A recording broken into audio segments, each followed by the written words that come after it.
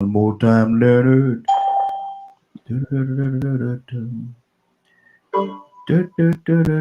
Somebody came in.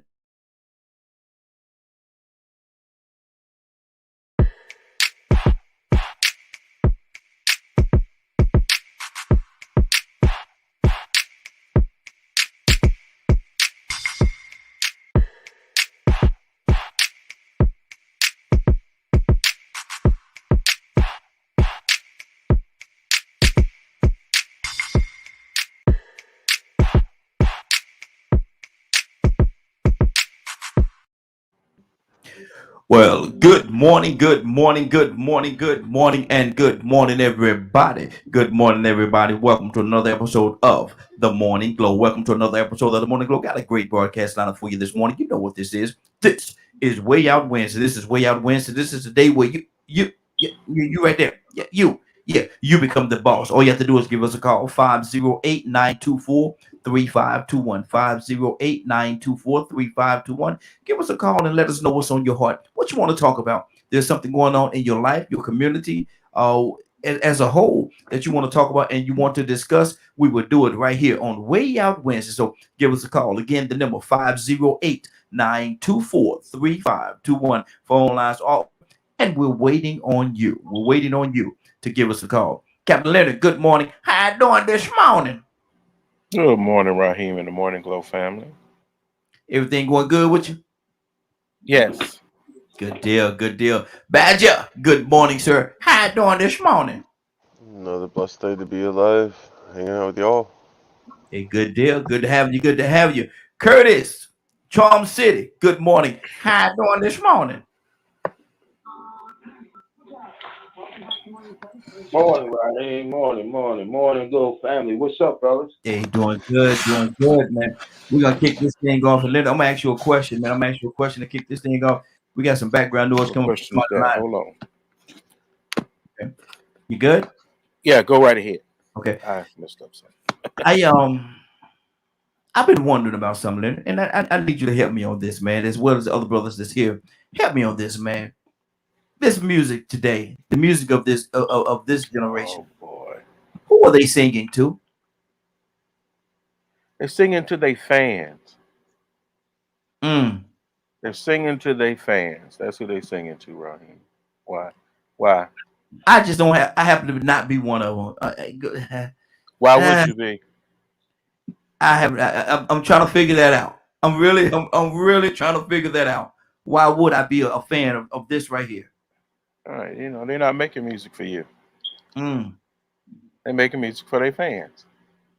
Man, look at him, boy. Look at that. It's definitely when they say when they say it's a different generation, they tell them the truth. They, they, Hmm. they, they're telling the truth It because should be different. man, give me some Earth, Wind, and Fire, Parliament Funkadelic. Give me some Cameo, Cool in the Game. Give me some Frankie Beverly and May. Give me some of that, man. You can listen to that all day if you want to. And I do, That's what I usually listen to. but man, this stuff they're talking about now. Oh, what? Not for What? you. Not for me. No. Not for me. Mm-mm.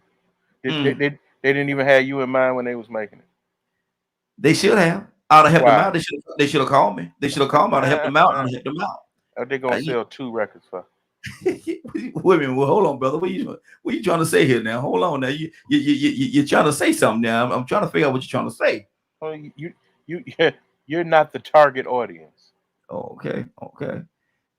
Mm. And I imagine with the record sales and stuff that there is a target audience. There is a target audience. And you're absolutely right when you say I am not it, brother. I am not it at all. Because I'm gonna tell you something, I think that Badger. That I mean let me go cause we're to go somewhere. I'm not gonna do that this morning. It's too early in the morning. Badger, what do you say about this new music they got going on today? What's on your heart, brother? I don't care for a lot of it. Mm-hmm. Mm. Um, I recently started listening to Eminem again and some of the other old singers, like old people, Mm-hmm. like the ones I grew up listening to. Yeah. Yeah. and listening to some of their songs, and I don't think they like what's going on right now either. Mm-hmm. Some of the lyrics I'm hearing and some of the bars that they're dropping, Mm-hmm. it's just, oh my God. I've been hearing them this a lot of this younger generation. But on the other hand, there are some that they're lifting up, so it just, to me, there's so much about like sex and cars and gold teeth, and I'm sitting there going, what does that have to do with music? What happened to the heart and the soul and like the stories that music told, Mm-hmm. and the the the good vibes, those Mm-hmm. vibes that like literally just get a hold of you instead of just repeating the same four, you know, um, frequencies over and over again in most songs, Mm-hmm. Wow. just because it's addictive. Mm-hmm. And see, me and you, we stand together on that. Let me go to Kurt. See, Kurt might agree with Leonard. Let me see where he's standing on this. Curtis, talk to me, brother. What's on your heart, man? What is really going on with this new age of music? I don't know. I don't listen to it. I don't listen. I mean, I started in this entertainment business as a rapper, right? Yes. And I remember sitting down, writing in the studio. And to be honest with you, I probably had more scriggly lines, more scratch through lines on my paper. And then once I finished, I had to go back and then transfer what was it scratched down Mm-hmm. to then go in the booth. Mm-hmm. But everything to me, I mean, as a former rapper, as a former MC, everything to me sounds like a freestyle. Everything to Mm-hmm. me sounds like a mixtape. And Mm-hmm. Leonard is right. They are. It appears that they are rapping. They rhyming to get likes. Mm-hmm. They rhyming to get the bag. They not rhyming. Like I can't foresee a hip hop artist of today being inducted in the Rock and Roll Hall of Fame. Wow. None of them. I think the last one that might get inducted in the Rock and Roll Hall of Fame might be Drake. Mm. Because supposedly now I'm not going to say that it won't happen. I'm just saying I can't see it happening right now. Mm-hmm. Maybe Drake and maybe Bootsy might get inducted into the Rock and Roll Hall of Fame. Mm-hmm. Because when you inducted into the Rock and Roll Hall of Fame, your music has to be beyond a like. Mm-hmm. You see what I'm saying?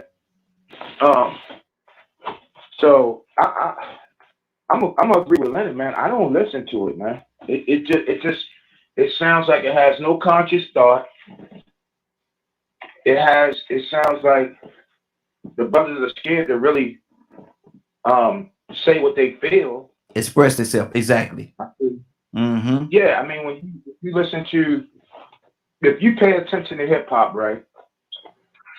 Bros wanted to make all these complaints about M being labeled as one of the greatest and this, that, and the third. They wanted to make all these complaints. Certain bros, hip hop is black and this, that, and the third. But all at the same time, all you bros, a lot of the bros was scared to speak up when Trump was doing what he was doing. Mm-hmm. The only one to actually speak up and call him out was Eminem, personally. So, hip hop is no longer what the MC and the DJ want to do. Now, what the label wants you to do. Mm-hmm. Mm-hmm. So I don't You know, maybe I'll come back when one, the industry stop allowing for these young rappers to get murdered, you know, or when the industry itself, the young rappers themselves, stand up and take back control of the narrative. Mm-hmm. That's good. I'll really come back then. Every once in a while, I'll listen. I listen to some things.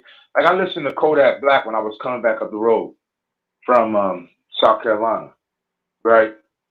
And I really listened to him, right? Right when you get a chance, listen to this boy. Mm-hmm. Mm-hmm. He, bruh, he had so many contradictions in what he was saying that I just had to turn it off. Yeah. Yeah. I wouldn't doubt You it. know what I mean? So I'm Mm-hmm. like, yo, this is a classic case of somebody who really ain't, he, I don't want to call the man dumb because I don't know him. But if you listen to what he's saying, you can tell that he might have had some issues in English class.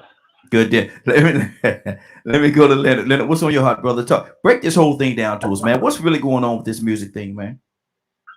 Well, first of all, I look at music every day as something new. Mm-hmm. So, you know, what I may not like does not mean it don't have no value. Mm-hmm. I think that sometimes people over embellish the culture as if it wasn't supposed to change or something like that. Mm-hmm. But even the people who make hip hop, I think the pure hip hop heads are still about the freedom of hip hop. Mm-hmm. It's about freedom Because, to and that's what I was express about. yourself. Exactly. And do you think they've gotten away from that? Because Curtis said No, that no, in a second, Curtis no. a second ago, he The said that issue, listen to the he go ahead. a second ago he said that they're afraid to express themselves. They're really afraid to express themselves. And if that be the case, and I'm not gonna say that it is, but if that be the case, then they've gotten away from the foundation of what hip hop was started to be, was created to be. It was a No, voice. no. I don't even go that far. Mm-hmm. It's what you think it should be. Mm-hmm. Hip hop ain't nothing you control. Mm-hmm. It's not. It never was. Mm-hmm. But was It's it about freedom of speech. That's what hip hop exactly is about. a It's voice? not about them rapping about what you think they should rap about. Mm-hmm. It's about what these artists want to say. Now, Mm-hmm. you may not want to accept the fact that they don't have much to say. Mm-hmm. So would you agree or disagree with me that hip hop was created to be that voice of the community, and for a long time that's what it was. They spoke up and about different things that was going on in and around the community. It was that that megaphone that we had in our community. Would you agree with that? No, not Mm, having been around, there are some artists that are about that type of creating, mm-hmm, but every artist isn't like that. Never mm-hmm, was. There are some artists that just want to talk about doing drugs. There are some artists that just want to talk about lilies and polka dots and this mm-hmm, world where nothing is wrong. There are some people that create entire perceptions of hip hop that give us a picture into what they are thinking. mm-hmm. This notion that because they ain't saying things you don't like, and then implying that they're somehow oppressed, is a story that you making up. Mm. I don't know, Leonard. Like I said, a lot of time. The lesser the educated speak, the more you can tell the issue. Like he Mm-hmm, said, the boy got a speech, and most of these people that are rapping now are people that have taken nothing and made something out of it. They're the mm-hmm, slow kids, and some of them are the slow kids in the back of the class. Some of them are the kids that can't talk. Some are the kids that stutter. Some of the people are the kids that have been abused, that have never been listened to. Okay? So now they're expressing themselves in a way that's appropriate for their life. They're not mm. supposed to be sitting here making music for you. They're artists, and you enjoy what they create. Artists don't sit around and change pictures just cause you don't like them. But Some artists get let hits, me say some this. artists don't get hits. We had Now, you horrible said, rappers back when we were young. okay, but you said you said in what you said just now, earlier part of the conversation when we first got started, I said they should have came to me, and you said they will sell two records. Okay, Right. now if that be the case, and you say they're not making it for me, they're making it for themselves and blah blah blah, they ain't gonna make no money then.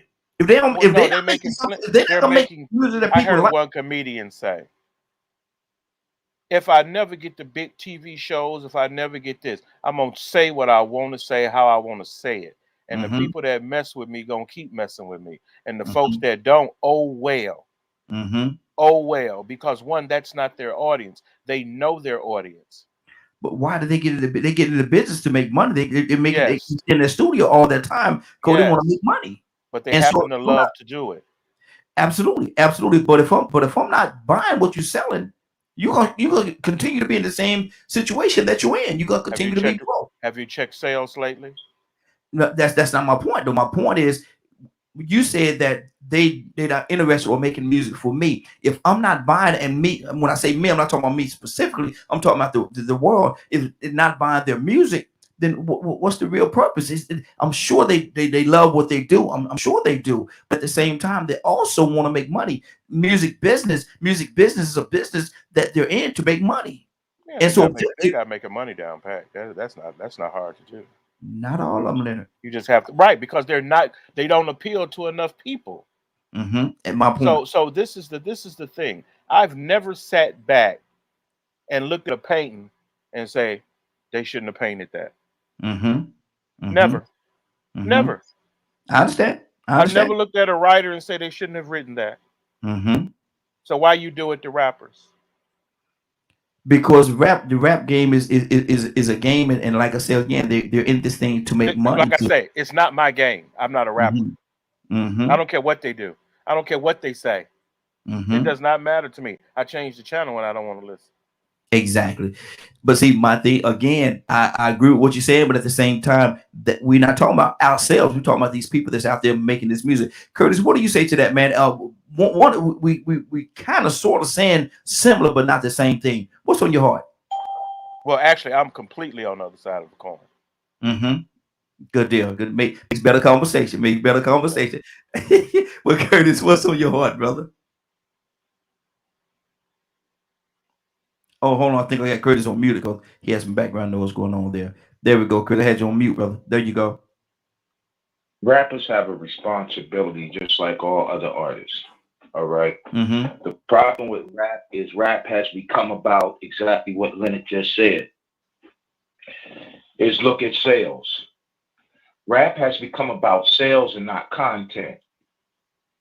For example, there are paintings in this world that are considered priceless.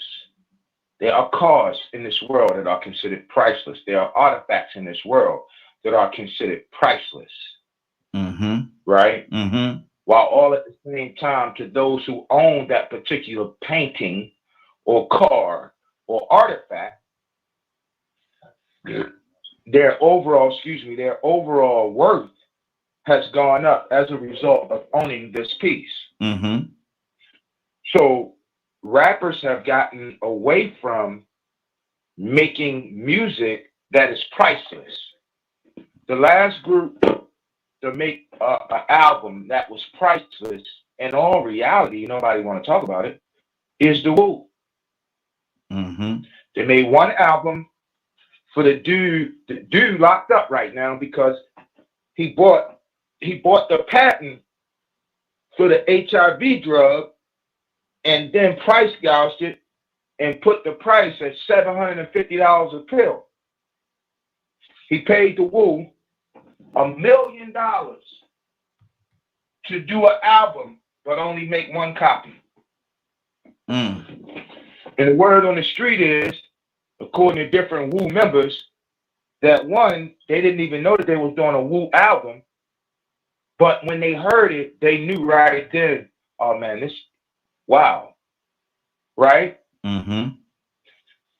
But the problem in hip hop right now is everybody is making music to secure a bag. Exactly. Nobody is making. Let me put it like this: nobody. When I was in hip hop, I remember times. We would go to DJ Kilo house. That was my DJ. We would go to Kilo house, and it'd be 8, 9 of us in there, right? Mm-hmm. And Kilo would throw something on and start mixing and cutting and all this, and we would just grab the mic. We was gigging. You know what I mean? Mm-hmm. We determined what to keep by what his mama said. Now his mama was 40 years our senior, but she didn't have a problem saying us coming to that door, popping in. I like that. Mm-hmm. Oh yeah, y'all keep that one. Oh no, y'all gotta throw that one away. Mm-hmm. But we knew if we got her ear, guess what? We doing something here. Yeah, yeah. So your fan base is important. And I can agree with Leonard to the effect of they're making music for their fan base. But I can't help but wonder how long is this music that you're making going to cause the genre to fade out? Or is the music you're making right now going to cause the genre to continue to exist? My fear is the music that you're making right now is going to cause the genre to fade out. So you're saying that the artist today is killing hip hop? What I'm saying is the artist today is allowing for something else to come in and take the place of hip hop.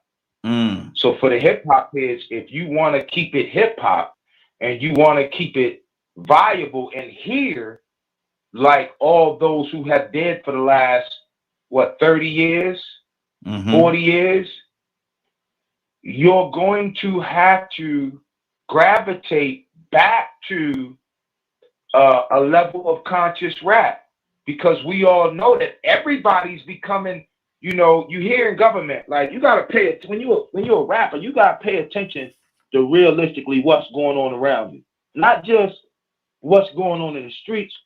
You gotta pay attention to what's going on politically. You gotta pay attention to what's going on in fashion. You gotta pay attention to every aspect of the culture. So Curtis, am I hearing you say? Am I hearing you say, Curtis? Am I hearing you say that most rappers should be a political say or have a political stance? No, that's not what I'm saying. What I'm saying is, as a rapper, when I rapped, right? When I rapped, I paid attention to every aspect of culture.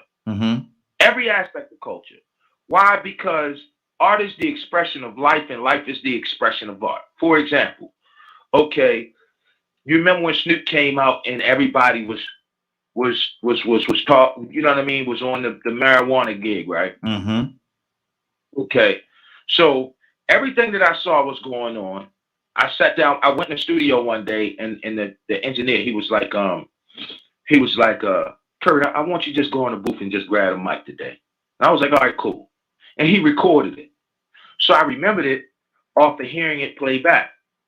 And I went in the booth, and it took me like 2 minutes. I was like, well, what am I seeing? And the first words that came out my mouth was, used to smoke loud on the regular, never losing my verbal tongue, a real life competitor, spitting styles that'll have you sprung. You hung, don't run, splitting hearts like a bullet. Because my mouth is the gun, having fun when I pull it. That was the first thing came to my mind, right? But everything that was going on in culture, we were smoking a lot of weed. There was a whole lot of gunplay. There was no real thought. It was just everybody was moving off impulse. So that was my way of saying, hey, look, yeah, I used to get with that, but I done transitioned, and now what gun I used to carry is my mouth. So you step up, you know what I mean? So like when hip hop shifted to not make people think, but make people act, you cause this shift in hip hop. And if you keep going in the direction that you're going in, what's going to happen is hip hop is going to be replaced.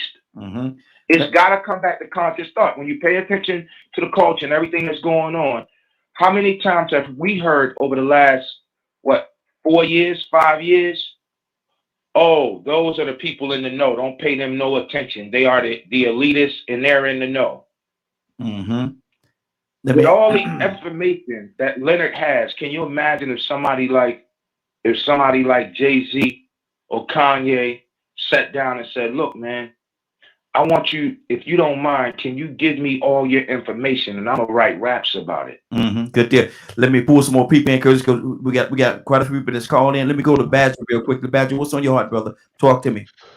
No, I'm agreeing with Curtis. You know, I haven't listened to hip hop in a while, and then I came Mm-hmm. across some of the new songs that are being put out by like Dre and Jay-Z and Eminem and Snoop Dogg and stuff like that, and they're calling these younger people out.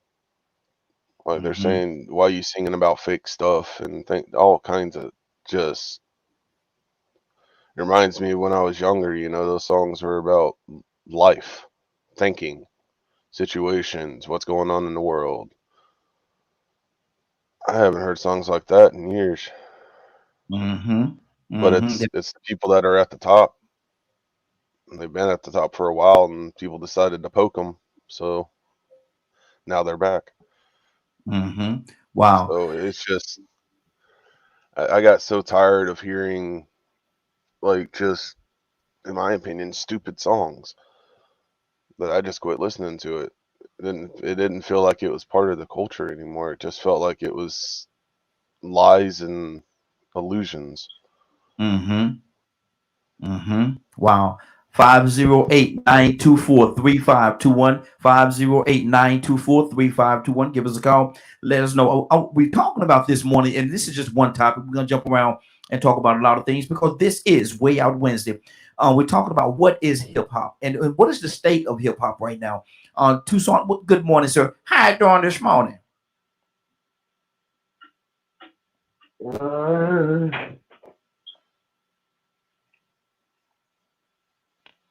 Yeah. Come on, come All on. right, man. Mm-hmm. No, I mean, what you talk about now, you know, I there are some conversations I can't get in because I don't know too much about it because I think the last rap or something to that effect that I listened to, they were saying, bow wow wow, yippee yo, yippee yay, bow wow, yippee yo, yippee yay. Since then, I have totally excluded Lord. that from my entertainment pleasure. And why do you think that is, though, Tucson? Why is it that you Because it don't make no, it didn't make no sense. I mm-hmm, mean, it had got to the point that it don't make no sense. It's just there was. Remember when songs had meaning? mm-hmm, The lyrics had meaning.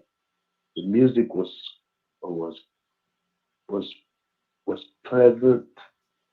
The beat was full, but it was mainly, regardless, it said something. Now I don't know what wow wow wow wow yippee oh yippee.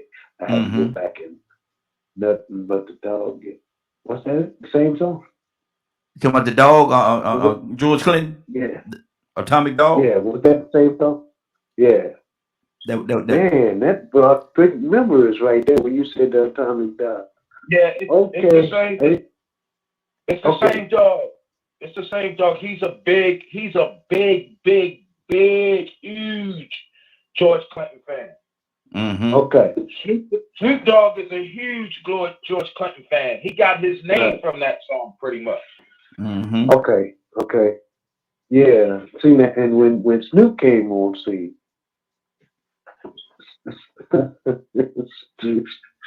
everybody started smoking weed. mm-hmm. Hey, boy, that was the end thing. Because Snoop was doing it. I'm saying to myself, wait a minute. Come on now. And here's another thing that I'm saying about this. I remember when, I forgot who it was, somebody, that they was using the entertainment to kind of advise or to speak for our community. I say our community, the African American, whatever you want to call yourself, community. And I'm saying to myself, these folks don't speak for me. Mm-hmm. I mean, where they get him from? I mean, all of a sudden, he has a political value. And I didn't agree with that either. But anyway, it got to the point to me that, in songs, you look for kind of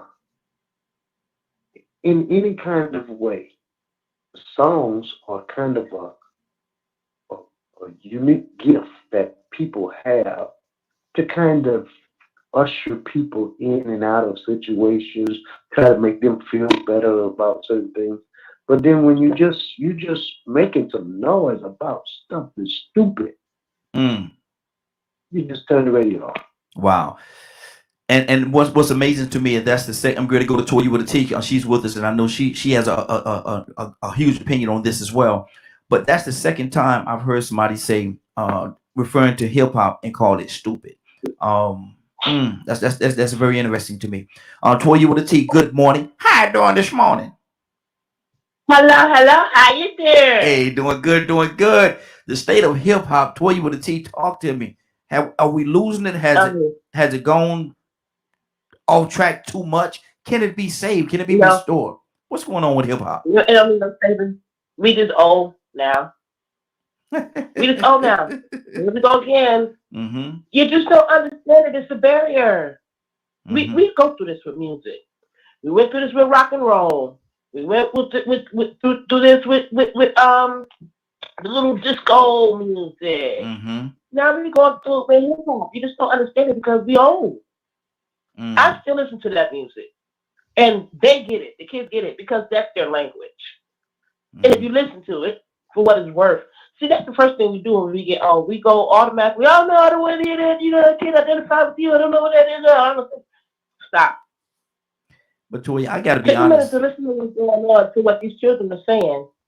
Because you can listen to it, and they are speaking their language. And some of it is dope. Some of the beats is dope.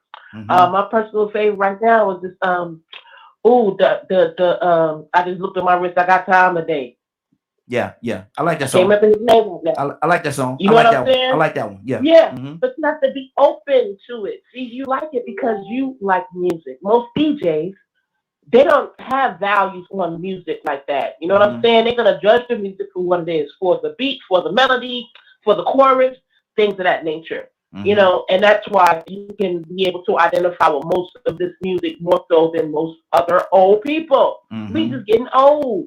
Mm. We just keep going. But see, Toya, Yeah, no. you got to admit though, Toya. Look, right here. That's why the women dog. That's why the men dogs now. That's what they said. Bow, bow, wow. Yeah, nothing but the dog and me, right? Ain't that the ever? But see, Toya, you got to admit also too that now I like that song, and there's quite a few songs I do like, but a lot of it, they ain't saying nothing, Toya. They ain't saying nothing. They ain't saying nothing to you. Yeah. Huh? Because you old now. Okay, see, now you gonna call me old Lord Jesus. We old now. So they're not saying nothing to you, but these kids is eating it up. Mm. So they got to be saying something, right? Now, again, this is our fault. I said to myself the other day, we talk about these kids not having common sense. But what did we teach them that was common? Nothing. Mm-hmm. So when I be chilling with my nephews, sometimes I pull out an old Biggie song. They be like, dang, Auntie, that's fly. Mm-hmm. Like, but they stuck listening to this music. But the reason why they have to is because this is all they have, right? My parents would turn on the music, they would dance with us, we'll be cleaning. You know what I'm saying? They didn't get that. So this is all they have. But, I mean, again, I feel like, just like when hip-hop first came out, Sugar Daddy, hip-hop, the hibbity, the hibbity, the hip-hop, the don't stop. How did our parents feel about it? Mm-hmm. Okay, then. They didn't understand it because it was a different era. But now it's turning ways. So, no, we're not going to knock the generation below us because they haven't speak a different language. This is the age of music, and this is the age and direction they're taking it. And the young people, the ones that buy it, understand it. Us old folks ain't spending that money, so we need to go sit down someplace and mind our business because they're not making money off of us old people because we don't listen to that type of music. This is for the young crowd. They get it. Let them live their life the same way we live ours. Stop trying to make it seem like something is different. It's not. It's just another day, another age, and another era, and you just don't understand it. It's Chinese to us because we're old now. I'm gonna tell you something, and that could very well be the case. But I'm gonna tell you something. I don't. Some of it I don't understand. I'm just gonna go ahead and say it. I don't understand it. Captain Leonard, talk to me, brother. I like Toya's point of view because I've always been that way about music. I listen to all types of music. Music change with artists. Leonard, your Then video, artists, your then video is artists, frozen. Your video is yeah, frozen. We can still hear you though. yeah, and it's so I don't know if it's a culture thing or not, but I never worshipped hip hop. Mm-hmm. I enjoy hip hop, Mm-hmm. but I don't look to hip hop for guidance. I just want to hear what artists have to offer, and if it's something that I don't like, I push it and get something else. Mm-hmm. You got popular music. It ain't following no big awareness trend either. If Mm-hmm. the artists are not those types of people, why would you expect them to create that type of music? And that's Mm-hmm. what people don't understand. People do what they enjoy, and if you happen to like it, they build a fan base. They just didn't wake up one night and was popular overnight. They Mm-hmm. established a following. They were out here doing mixtapes. They were out here doing live shows and things of that nature. Those guys that you like from back in the day come from a completely different lifestyle. You 50 years old talking about what a 25-year-old saying ain't what he's supposed to be saying. He should say something different. No, he should say what he wants to say. That's Mm-hmm. hip hop. That's hip hop. What you want to say. And this notion that people always try to flip it on anything that's black. Mm-hmm. Black people free to say what they want to say. They ain't got to sit around and make. Earth, Wind, and Fire was sitting around writing music because they love to write music. They were more in tune with the things that were important to them. You had Maurice White, for instance. The dude write excellent music. Man, this Mm-hmm. dude was awesome. But what was he into? He was into love. He was into party, and he was into have a good time. He was into that cocaine. He was into. They were into doing party and having a good. That's why they wrote the music that they wrote because they felt so good. You Mm-hmm. know, Snoop, for instance, like you say, his love for Parliament. It's about the funk in the music that he enjoyed, and he used it with some of his most successful hits. Is because they had that funk bass because that's what he was grooving on. You had East Coast rap, West Coast rap. You had the down in the dirty South. You had everybody bringing their perspective Mm-hmm. to the forefront. It ain't like we were sitting around there listening. Everybody was talking about politics, and no, it was never like that. Never. When you really listening to catalogs and listening to music, this some Tuesday music. This is what I thought of. Ice T. Who look at Ice T now? Look at Ice T. Who would have ever think that's the same Ice T that wrote Sex in the Morning? Mm-hmm. That's what he felt like doing at the time. Mm-hmm. Look at Jazzy Jeff and the Fresh Prince. Jazzy Jeff and the Fresh Prince came out, was the first to win a Grammy, was making music that everybody could listen to, reached back and got some old cuts, did his thing, but look what he's doing now. He's the artist, not you. Mm-hmm. You can critique his art, but that's all you can do. But if people dropping millions for it, guess what? Your opinion is small, bro. Mm-hmm. And my thing is this right here. Again, I say, if you're making it, you want to make it for it's a music business. It's music business, and you want to sell some. You want to sell But some then, product. but then you want to criticize them when they go after the business. You Mm-hmm. forgot what these guys that are at the top of the list used to do. They used to be Mm-hmm. hated. Mm-hmm. They used to be hated then for the music that they made. Mm-hmm. Why? Because of the content of the music. Mm-hmm. Because some people always say, why would you If you got an open case, why would you be talking about that on the record? Mm-hmm. Don't y'all get it twisted and forget that these guys were public enemy number one Mm-hmm. back when they were new and making their music. People were protesting against them. People were in Congress trying to keep them from saying the things that they were saying. Like Luke. Man, come on. Luke, people don't, young people don't understand how Luke paved the way for you to be able to say what you want to say. Mm-hmm. Now, you ain't, everybody didn't like it. Mm-hmm. I had to throw that in there for you, man, because that's easy. Because you But making that a was great that point. Miami sound. Yeah. Born, Yeah. his whole album, Born in the Mhm. USA. Yeah. Yeah. Where he Yeah. talked about his experience with government. Mm-hmm. Not Mhm. yours, his. He's Yes. the artist, not you. Yeah, Luke, he definitely, and a lot of people don't give him the credit that he so rightfully deserved, and he paved the way for a lot. He paved the way, Right. and you're he not took gonna some, like it. You he may took not some like shots. what's coming next. Like, say, for Mm-hmm. instance, like I said, I listen to all types of music. Mm-hmm. And I listen to music that, one, is not dependent on live performances anymore. So, say, for instance, when a live performance was really how you got down and built your base, boom, now you virtual. Mm-hmm. Your record could become a hit simply by being the backdrop on a TikTok video. Mm-hmm. So, yes, the industry has changed, but artists are learning to manipulate that industry to their benefit. Ain't nothing cool with being a rapper and being broke. That's why I say it's a business, and you have to, and you won't have to, and you want to make some money. You want to make some money. Badger talk.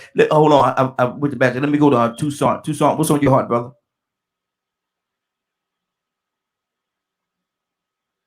No, I'm just gonna listen because I don't know. I look at I guess, and I try because some kind of way we're gonna have to figure out what our young people are saying.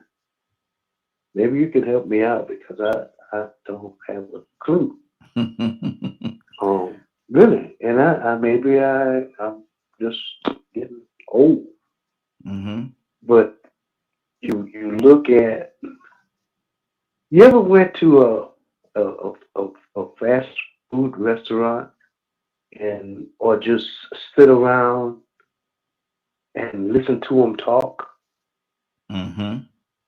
And I'm not being critical. I'm just trying to understand how can we close this gap because we're getting further and further and further and further away, and we trying to figure out that. I mean, they communicating well with each other, but then when we start trying to talk to them, it's like we Speaking a different speaking language. Greek. Yeah. Yeah, and then if you try to give them some instructions based on what they're hearing, you stupid, your parents stupid, grandma stupid, and all of y'all have been bamboozled and all of this kind of stuff. And I'm saying to myself, let me listen to y'all music again and see if I can just, grasp something. Mm-hmm. Because the way we operating, I don't know. I mean, and I'm not trying to, I'm just trying to understand. And it's across the board. Not all of our kids, but for the most part. Listen. And then try to get into the conversation and see where you fit in. Exactly. Baby doll Sparkle, good morning to you. Good morning to you, Rain, Sky Blue. Good morning to each and every. I can't speak to every one of y'all. It's a lot of people that's actually joining us this morning. Give us a call, 508-924-3521. 508-924-3521. Give us a call if you want to be a part of the conversation. Is that distance too great? Is the distance too great, Curtis, to reach our youth right now? What do you say to that? Let me make sure. No, it's not. I mean, and some of the youth get it. Some of the youth, they get it. Like, I mean, like, listen, man, I will never be one to say that the movement has not made progress. If you look at it just from a business perspective, these cats are getting paid. I can't even say quadruple. They're getting paid 10 times the amount per performance. I was watching something on YouTube. I can't remember who the rapper was. I think it was Lil Baby. Mm-hmm. Say he got paid $375,000 for one show. Yeah. I remember when the Wu was getting paid $7,500 a piece for a show. So they have taken the business platform and the business of hip hop to about 3 or 4 levels. They didn't move one level. They done moved like 10 levels. But all at the same time, you know, I still look at content. You know what I mean? And I've always looked at content. This didn't just happen when I got old. Mm-hmm. Even as a rapper, I was always conscious of, Kurt, my uncle told me this years ago, man. I was 15, going on 16 years old. I was sitting at the kitchen table, sitting at the dining room table writing a rap. Mm-hmm. And he said, let me see what you write. My uncle was considered a genius. I said, let me see what you write. So I sold it to him, and he gave it back to me. He said, nephew, that's pretty decent. He said, but if you want to last, then you got to write content. What are you saying? How are you saying it? Mm-hmm. So, you know, I kind of changed my flow a little bit. You know what I mean? And it hit me that they listening, because when my oldest boy got into rap and started rapping, I mean, your nephew, he only been rapping like 3 years, bro.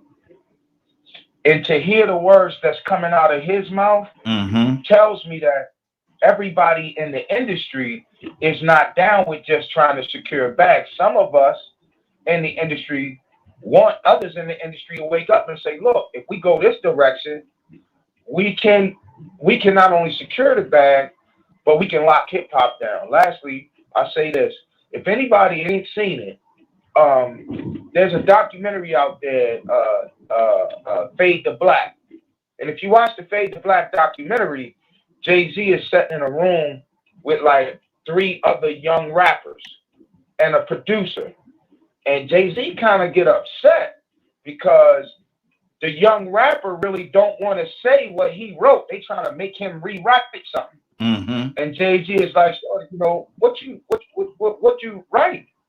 And the young rapper spit a little bit of it. And Jay-Z looked at the producer and said, you know what? You see what I'm talking about? You see how y'all doing? The producer's like, what do you mean? He like, you see how y'all making him change what he want to say? And then he gave you like 4 bars. If I say it this way, oh, you accept that. But if I say it like this, oh, no, you don't accept that. But I just said the same thing. You know what I mean? But if you get a chance, man, the Fade to Black, man, Jay-Z have a real moment in there where he realistically tell you about kind of in a roundabout way what's going on. You know what I mean? And like what's happening to hip hop as a community. He breaks it down for you. Good deal, good deal. I'm gonna check it out. Just wrote it down. I'm definitely gonna check it out. Monique, good morning. How you doing this morning? Good morning. You had to take a deep breath. I'm wondering what are we up against right now? What's on your heart, sis? So I guess you all talk about hip hop. Yes. So I believe, because I DJ sometimes, and so I started out DJing, you know, the hip hop crowd. Now I'm down to DJing, you know, the old school. So what I've noticed in the hip hop crowd is that I don't think they almost feel like the Walking Dead to me. You know, I don't think that they're really. I think with hip hop, it kind of took the feeling, the soul, you know, out of the music. I think it's almost like they just words are coming out. And if it wasn't for the beat, then you really wouldn't even feel anything. I mean, if you were to take the music away, you know, would you know, would it even move you? You know, like with the old school music, some of that you can really take the music away and say, okay, I felt that. You know, you can even use some of the words in your everyday, you know, life. So I think that it really took the feeling of it. And and you know, and I used to listen to it a lot when I was younger because there were Mhm. a lot of songs that had a message that I you know wanted to hear. You Mhm. know, Mhm. for Public Enemy. I didn't listen to NWA, but I think Public Enemy was more my you know my thing at that particular time. But I Mhm. just think that the feeling, the emotion is even Mute your line, from Curtis. the rap to even the like just regular song music, Mhm. you know. So that's my take on it. Good deal. Good deal. And that's it, that's really really boils down to we can say we want to say it and feel the way we want to feel about it, but it boils down to personal preference, what you like. Because I'm gonna tell you something. My thing was I used to Eric B and Rakim. That was my group. That was my group, and I love the way that they put the music together and the verbiage Greatest rapper of all time. The GOAT. exactly, Come on, exactly. we're gonna call it like it is, the GOAT. Exactly. That and I stand on that absolutely. But it's personal preference. Some people like a Public Enemy. Some people like whoever. But it's personal preference. Badger, what's on your heart, brother? Wait, I got a Man, question. Okay. What's your question? Sorry, Dr. Again. no, you're Um, fine. so I heard y'all say Luke. Yes. Okay, did you listen to Luke's albums? Yes. Back in the day. Yes. Yes. So, okay, so why are we acting like we don't know why hip hop took a turn? Mm, good point. Good point. But I mean, see, I'm just saying, my how thing, y'all gonna get mad? my Yeah, please tell me your thing, because I listen to Luke and I listen to you. We went from Public Enemy, Eric B mm-hmm, era mm-hmm, to Luke. mm-hmm. Do you had a song about humming on something? Are you kidding me right now? My thing And my point that I was making with Luke when I bought, because I'm actually the one that brought him to the conversation for what something that what Lennon was saying. And my thing with Luke is that they tried to censor him for what he was trying to say, why? and there was a big part of the What whole is he situation. saying? They tried to. I'm sorry. That's the point. Mm-hmm. That's the point I'm trying to get to. Mm-hmm. We're talking about music today, Mm-hmm. but Luke has porn on lyrics. Mm. So I mean, we with any of the older people listening to Luke, right? Because Mm-hmm. they started crossing lines there with Luke, Yeah, they and did. so did NWA talking about F the police. They Exactly. started crossing lines. This music Mm-hmm. you don't want your kids to listen to, Mm-hmm. right? Mm-hmm. But see, So even how Tupac. can we dare say anything about these children today when we look at the people who opened up the door for sexually explicit music and made billions, knocked Public Enemy out the way, Mm, and my point. for the other group Mm-hmm. that promote, like they say, violence against authority figures, and then say anything Mm-hmm. about the youth music today. I don't think that's fair. I See, don't think that's fair. That's not fair. We're Toya, my just thing. knocking their music just because we're grown and we old now. No. That wasn't my point at all. My thing was, and let me explain to you why I brought Luke into the equation, because, like I said earlier, they was trying to censor him, and he was up against so much because of the censorship. Yes, you're absolutely right when you say it took a turn. It did take a turn with Public Enemy. It took a turn. It absolutely did take a turn. But my thing was, he was making the kind of music that a lot of people listen to. A lot of people listen to Luke. Luke will sell out pretty much wherever he go, and it's gonna be this great party and blah blah blah. All this other stuff going on. And when you go to a Luke concert, but my thing was they tried to censor him, just like God rest the dead, but C. Dolores Tucker. She tried to censor Tupac. She is certain things she didn't want Tupac to sing about, and she just did not have. She did not like Tupac at all. She tried to censor him, and he made mention on a couple of his songs about how she was trying to do him. And so my thing was is content though, and one of the reasons why, one of the things that I'm having an issue, well, I'm having a hard time. I'm not gonna say an issue, but a hard time. I don't understand a lot of the music that's going on today. I don't understand, and that's just me. I could be totally wrong, but I don't understand it. You know, some of the lyrics I don't know. What are you saying, bro? Help me understand what you're saying. And that's my point. I can't speak for everybody else, but that's my point. Toya, you there? Yeah, I was just gonna leave it. Yeah, I was just gonna leave it because I know it's Badger's turn, and I didn't want to go back and forth because it's like now I don't even hear you because we're talking about. First of all, you can't put Tupac music, which was more empowering and truthful music, next to porn done by Luke. I'm just saying Okay, she had the same censorship. She wanted the censor the music the same.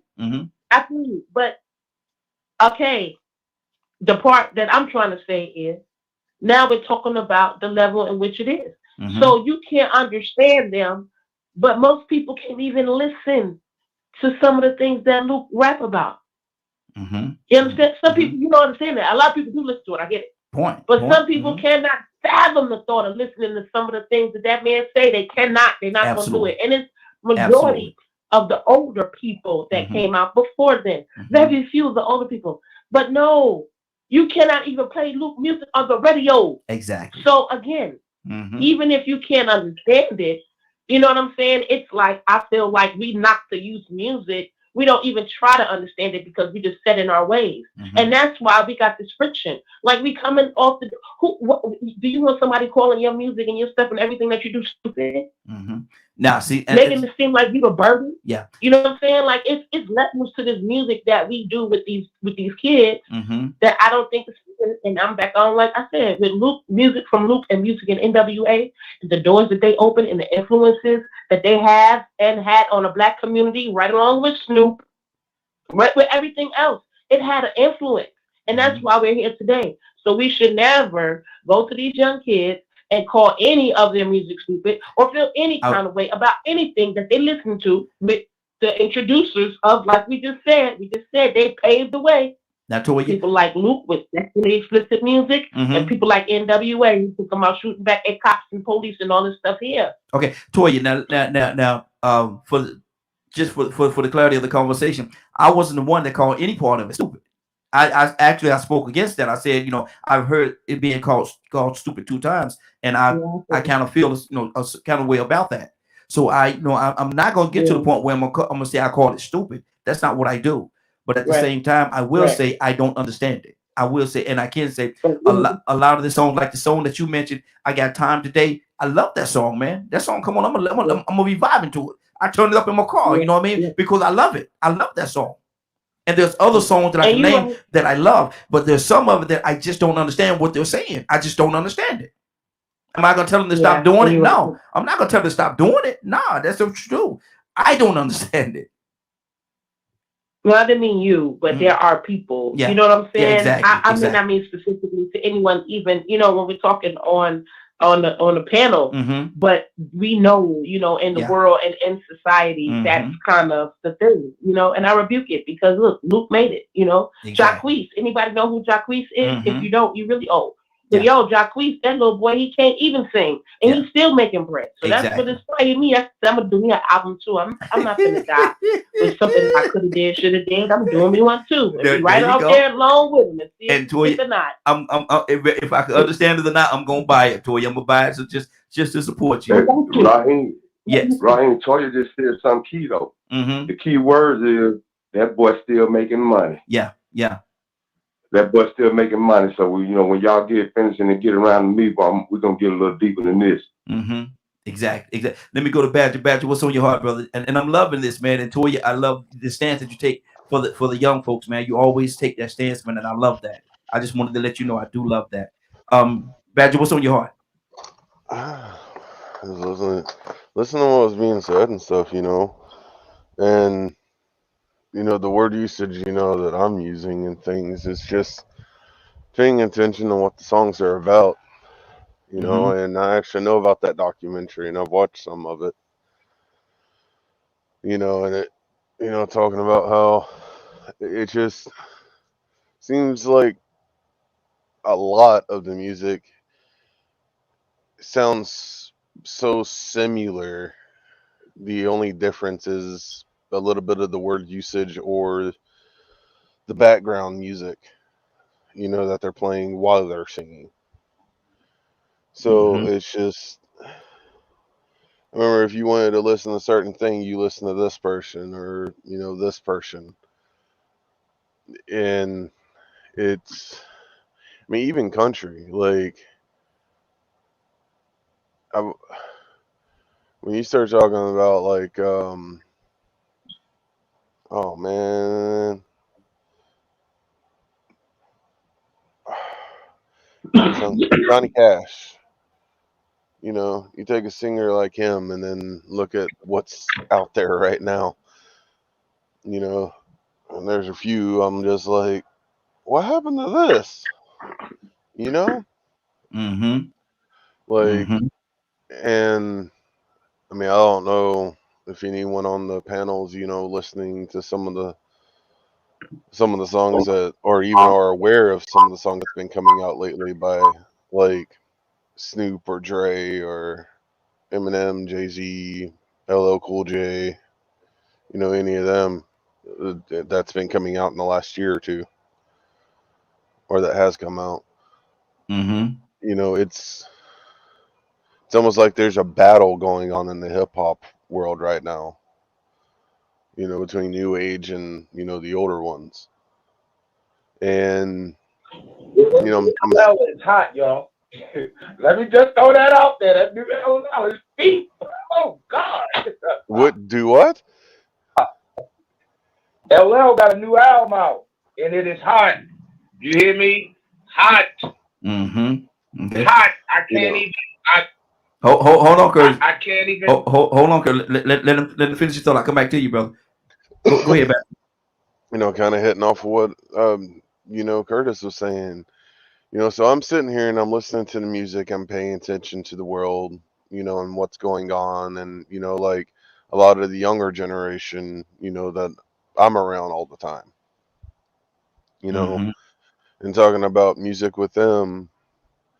And I'll ask them if they've ever heard of certain songs and stuff. And it's interesting, they hear some of the songs we grew up on, and they're like, oh my God.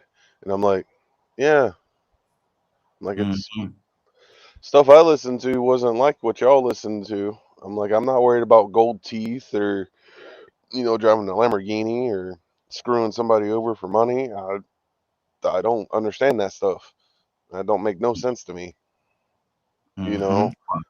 So, or, I'm not saying all of the new singers are like that. So a lot of the new stuff I listen to, if I listen to new stuff, is most of the time freestyle.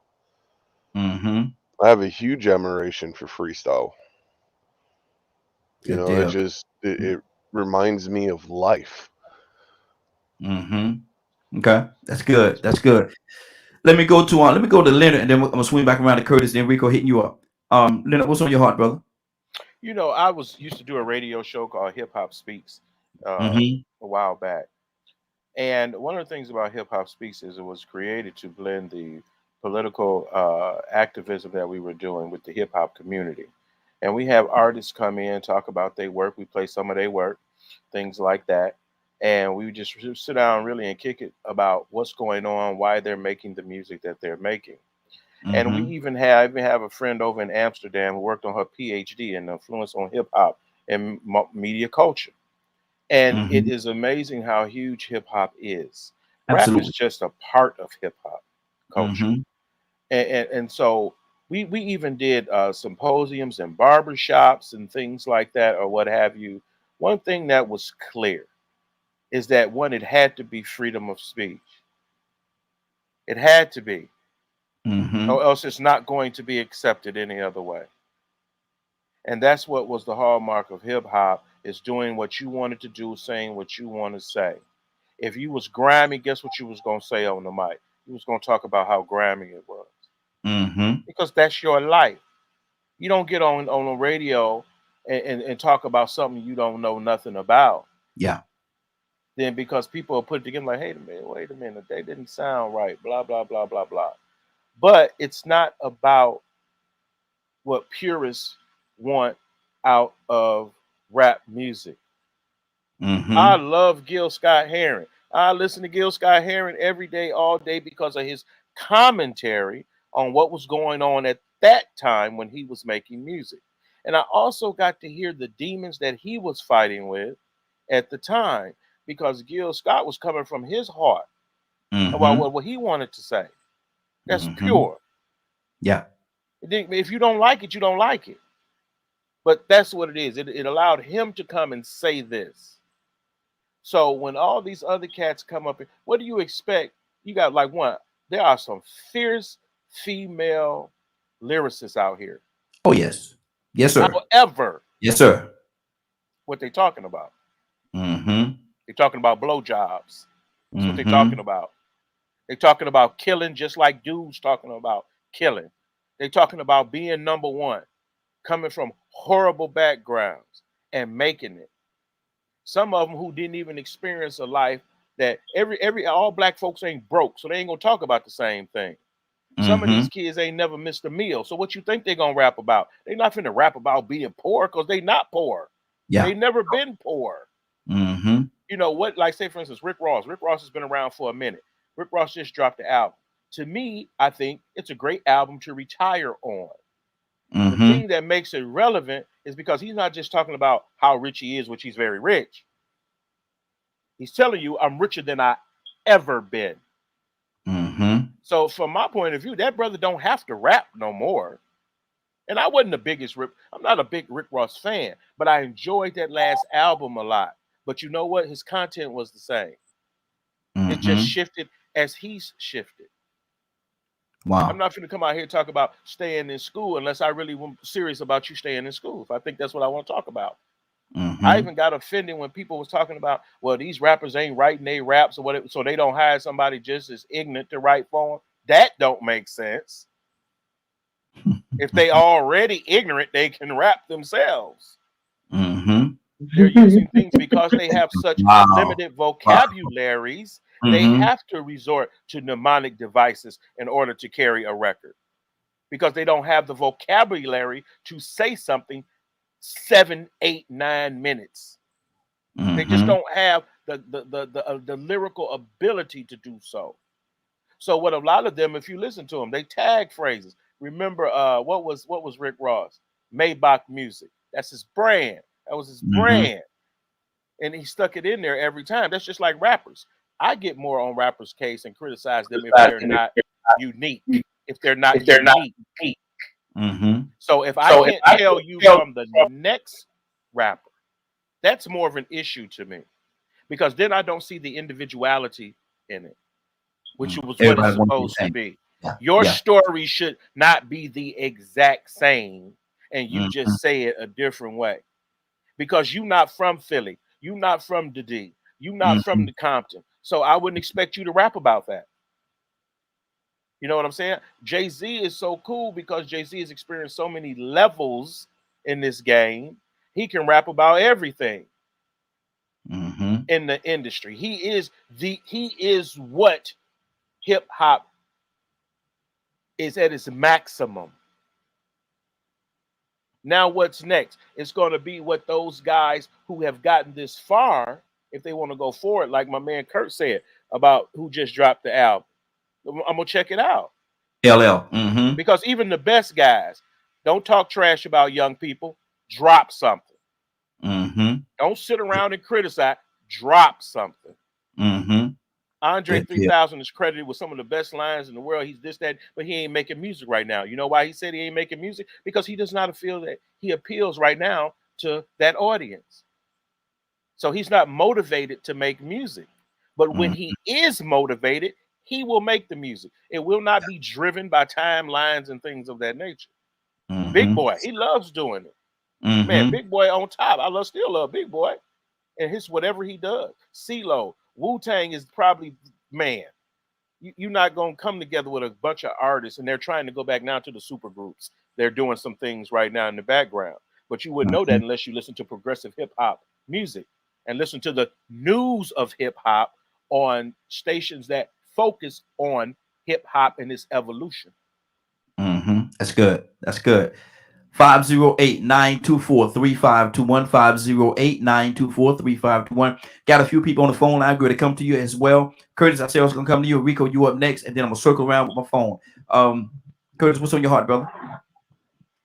You know, drop the mic. Leonard, drop the mic, man. Drop the mic. I love artists, man. I love art. Right?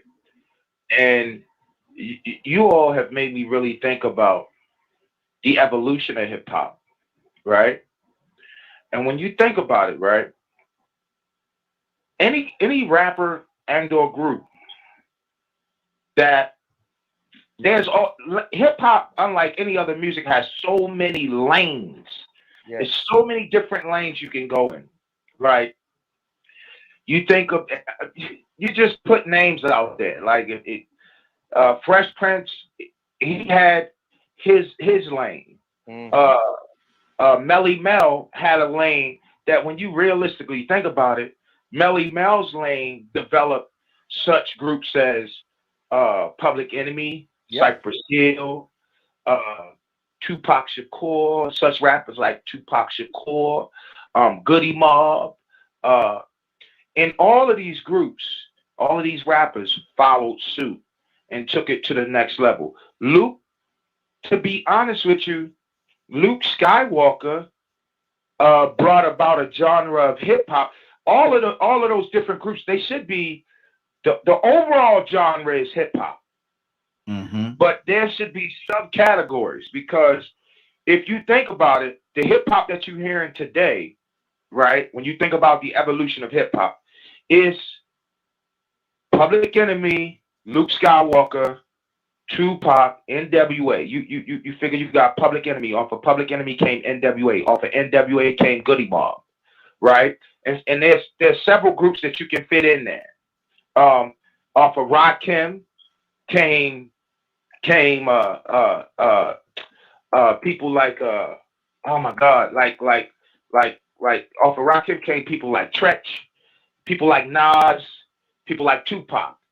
But when you listen to it, what you find is that Luke Skywalker's genre, although all of these people we named were censored, Luke Skywalker's genre kind of, his lane kind of fizzled, but then it came back and they brought it back.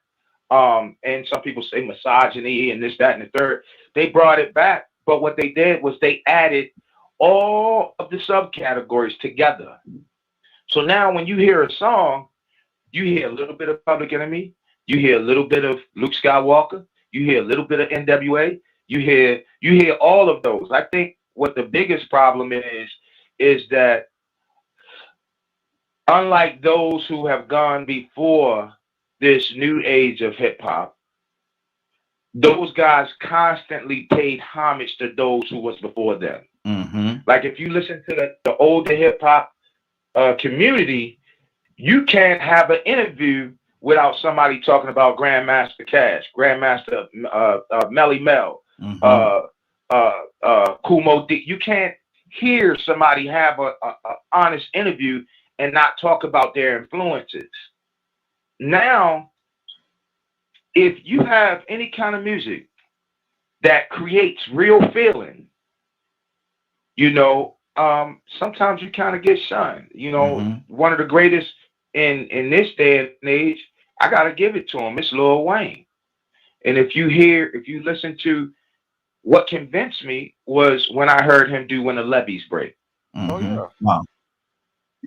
Because it had a certain level of feeling to it. And I'm like, Leonard, I listen to all kinds of music. Sometimes I sit in my car and, you know, because I'm in the community all day, I'm listening to classical music. So you kind of can peep it. When you listen to Nas, you're not hearing nothing but Rakim. Yeah. That's what you're hearing. You're hearing Rakim with the influence of Melly Mel, Grandmaster Cash, and the Wu. When you listen to Busta Rhymes, you're hearing Rakim, you're hearing Public Enemy, because, you know, Chuck D is the one that gave Busta Rhymes his name. Good deal. Good deal. 508-924-3521. 508-924-3521. Rico, can you hear me? There you go. There you go. Good morning. How you doing this morning? Man, I can't complain, man. How y'all doing? Grand rising and congratulations. Congratulations, sir. Look, it sounds like you got something you want to say to us this morning, brother. Let me hear your heart. Talk to me. Hip hop. Oh, well, man, what direction you want to go in? I mean, I could just come out the top of the head, or Take your shovel out, brother. Take your shovel out. Well, to me, hip hop is a way of life, And I was hearing what Toya was saying earlier about the adults having something to say about what people in hip hop did in the past and being careful about it. But we have an opportunity to say something, because at that point in time that we celebrated Luke Skywalker, we were young and dumb. Mm-hmm. So our job as elders are to go back and correct and make note of to the future generations the mistakes we made, hold ourselves accountable, and how it trickled down to this point. I hear what everybody is saying about music, but you know what? The hip hop that is going on today is not the hip hop of our past. The hip hop of our past had subgenres. To be honest with you, NWA wasn't too far behind Public Enemy. They were just on the West Coast style of Public Enemy's message. They were speaking for what they were going through. But Luke Skywalker, we made Luke Skywalker hot. Don't get me wrong, that contributed to a lot of immoral behavior, but that was pretty much underground. You had to go find Luke Skywalker. That first throw that D and throw that P, you had to go find that. You had to seek that out because it wasn't too available. So that our culture made that popular. And there were forces that tried to oppress and subdue hip hop's culture. But it didn't stop it. It was a train that was moving downhill, and there wasn't nothing they could stop. So somebody said, if we can't beat them, we'll join them, because this thing has the potential to make a lot of money. Yes, sir. Those Absolutely. people over there have something in their hands. They don't realize how powerful it is, but look what it does to them. It has them in a trance. Look at the power of it. We call it jungle music, but our kids are loving it too. Little by little, they just get consumed with this culture. It's something about it. Let's make our commercials off of it. Let's go ahead and accepting it. Let's see if we can eat some white boys in there. Let's try this Vanilla Ice guy. Let's see if we can popcorn it and commercialize it. Let's see if we can market it and pick out a pattern and a formula, because most things do have a formula. We had a formula, but when we came up with hip hop, it was a formula, but it was natural. The formula that the people that commercialized it came up with, it wasn't natural. It became a business. So when it became a business, then that's when hip hop changed from a culture and a way of life to a tool to make money. So now we have a system going on in this hip hop culture where it's money over everything. Now we can put content out that's a lot more dangerous than the content that Tupac put out when they were steamrolling his albums. Now we can count 3 rappers a week being gunned down with their 1-year-old child in the front seat that just celebrated their birthday. They got killed over content, over smoking their dead homies. We can criticize that, even though we started this mess. Come on. The thing is we got the right to say something about it because we started it, and we understand how it trickled to where it is. Those people that are participating in this music that they're participating in today, when we start reminiscing and talking about Grandmaster Flash and this and that, man, we lose them right off the top. They ain't listening to Sugar Hill Gang. They ain't listening to F the Police. And when they do listen to it, they only still getting a kick out of hearing how rebellious we were. They ain't listening to Luke. They still listening to back that thing up. Matter of fact, now it's been rewritten, used as a program, a pattern, and a format to get people vaccinated. Vax that thing up. So they popcorned and commercialized it, cartooned it. And then they, in the process of us not realizing how powerful it was, we cartooned it and fairy tailed it. We nursery rhymed it. And we said, you know what? Hip hop a young man game. Yeah, but Paul McCartney and Michael Jackson and Mick Jagger and all of them can make music when they get old.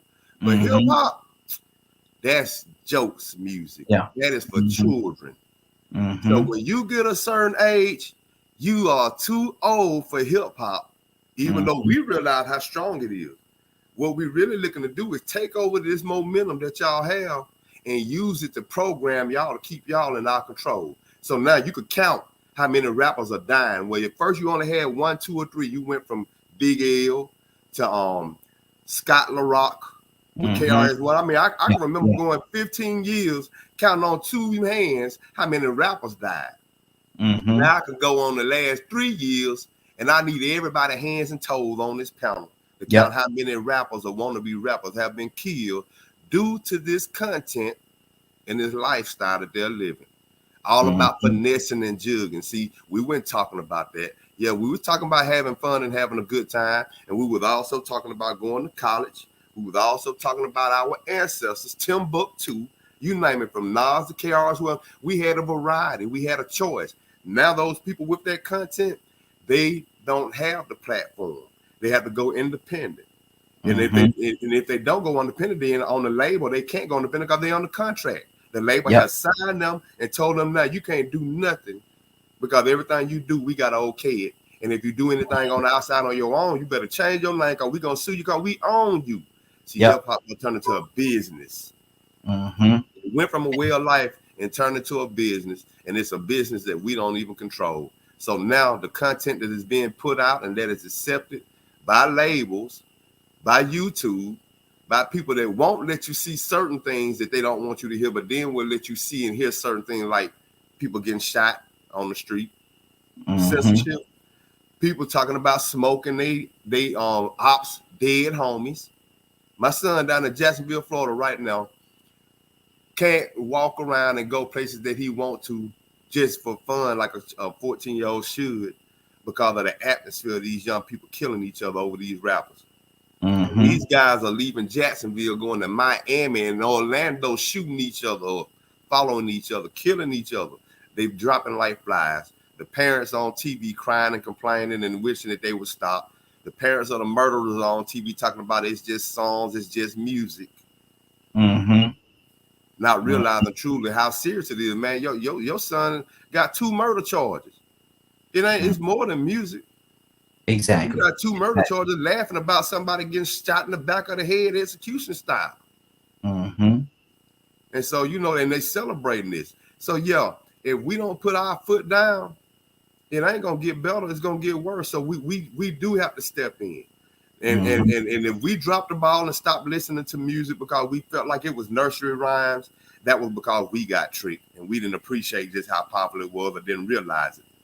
And then while we speaking about listening to albums and old school people, Busta Rhymes dropped one last year in 2020, 2021 called Extinction Level Event 2. Yeah. Man, I don't want to hear nothing about another Jay-Z again. Wow. Let's 508-924-3521, 508-924-3521. And I also want to hear that the LL Curtis said he dropped the news. I want to hear that one too. Cassandra, good morning. How you doing this morning? Good morning. How are you? Hey, doing well. Cassandra, we're talking about hip hop today. We're talking about hip hop, and we're gonna transition over to something else in a few minutes because this is Way Out Wednesday. But what do you think about the state of hip hop today? Has it changed? Is it on that table wanting to be resuscitated, or what's going on with it? Or is it alive and well?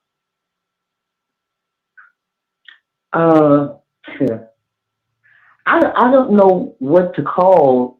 I'm trying to figure out whether some of this stuff should even be put in the same category as hip hop. To be totally honest. Okay.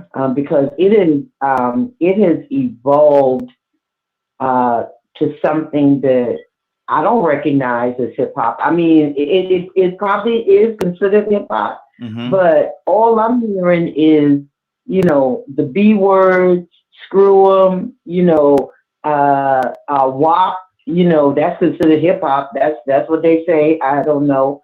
I don't know. I'm disappointed in where it is, and you know, to me, the guys from the very beginning of hip hop, they were telling their stories and, you know, about their community. You calling a woman a B every other word. I mean, and these are the songs that are the biggest right now in hip hop. It's mainly around the denigration of women. I don't, as far as I'm concerned, from what I'm hearing. So I don't know where we come to or what this is all about, or either killing somebody. And someone just talked about that. I'm so sick of hearing about people killing and they doing it. And they do it. They just ain't talking about it. And it's actually influencing other young people to get out there and gang bang and do this stupid stuff that's going on. Every day we're hearing, every day. I'm talking about in Atlanta. I don't know about nowhere else.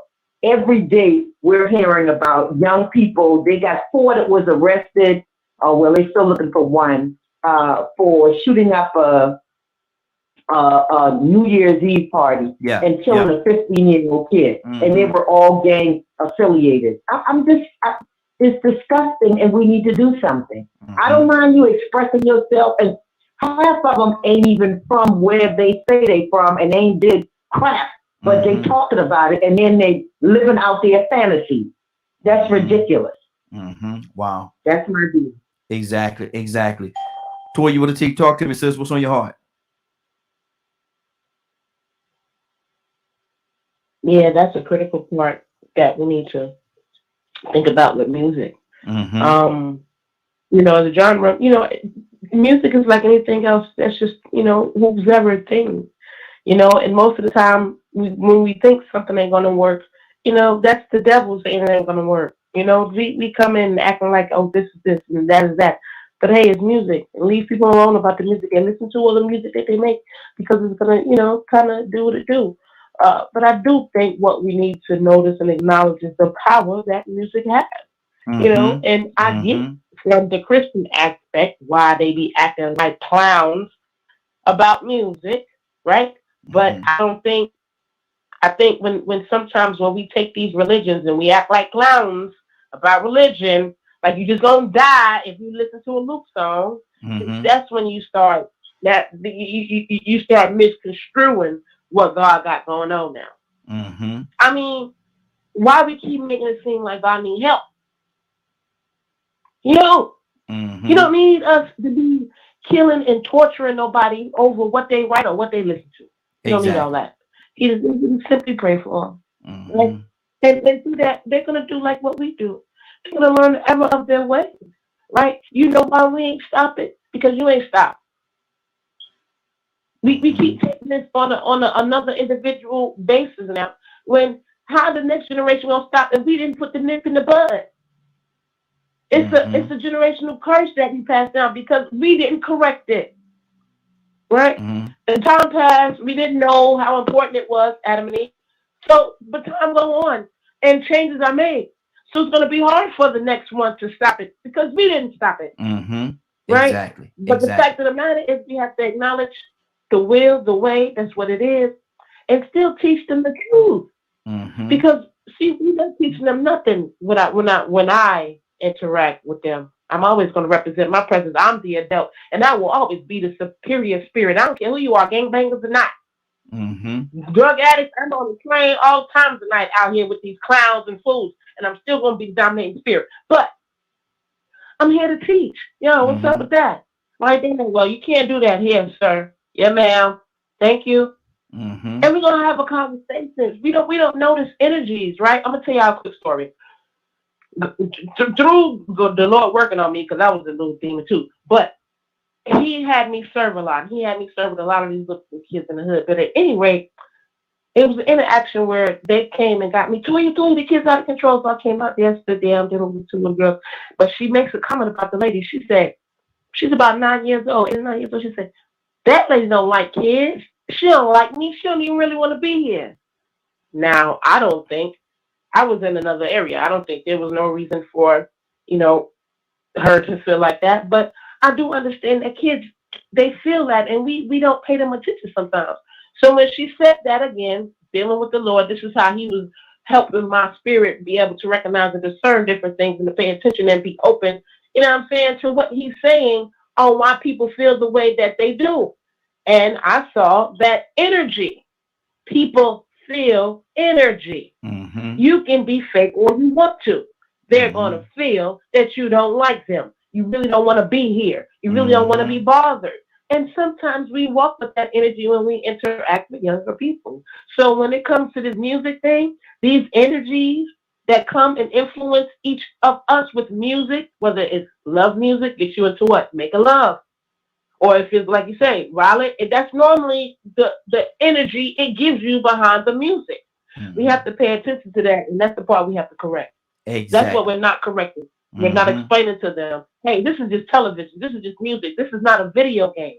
You understand what I'm saying? And it's like, well, we don't understand why they're acting like that. But I don't think we also thought about when we were raising them up, we actually teaching them the difference between the two instead of just thinking that they know. And we really have to reflect and look at ourselves before we ever talk about any other generation that came after us. Mm-hmm. The responsibility and and how we play it into what's going on today. Much like Rico said, man, I definitely I love and respect that. K with the E. Good morning. How you doing this morning? Good morning, everyone. K, we're talking about hip hop. What's your stance on that? Ha ha.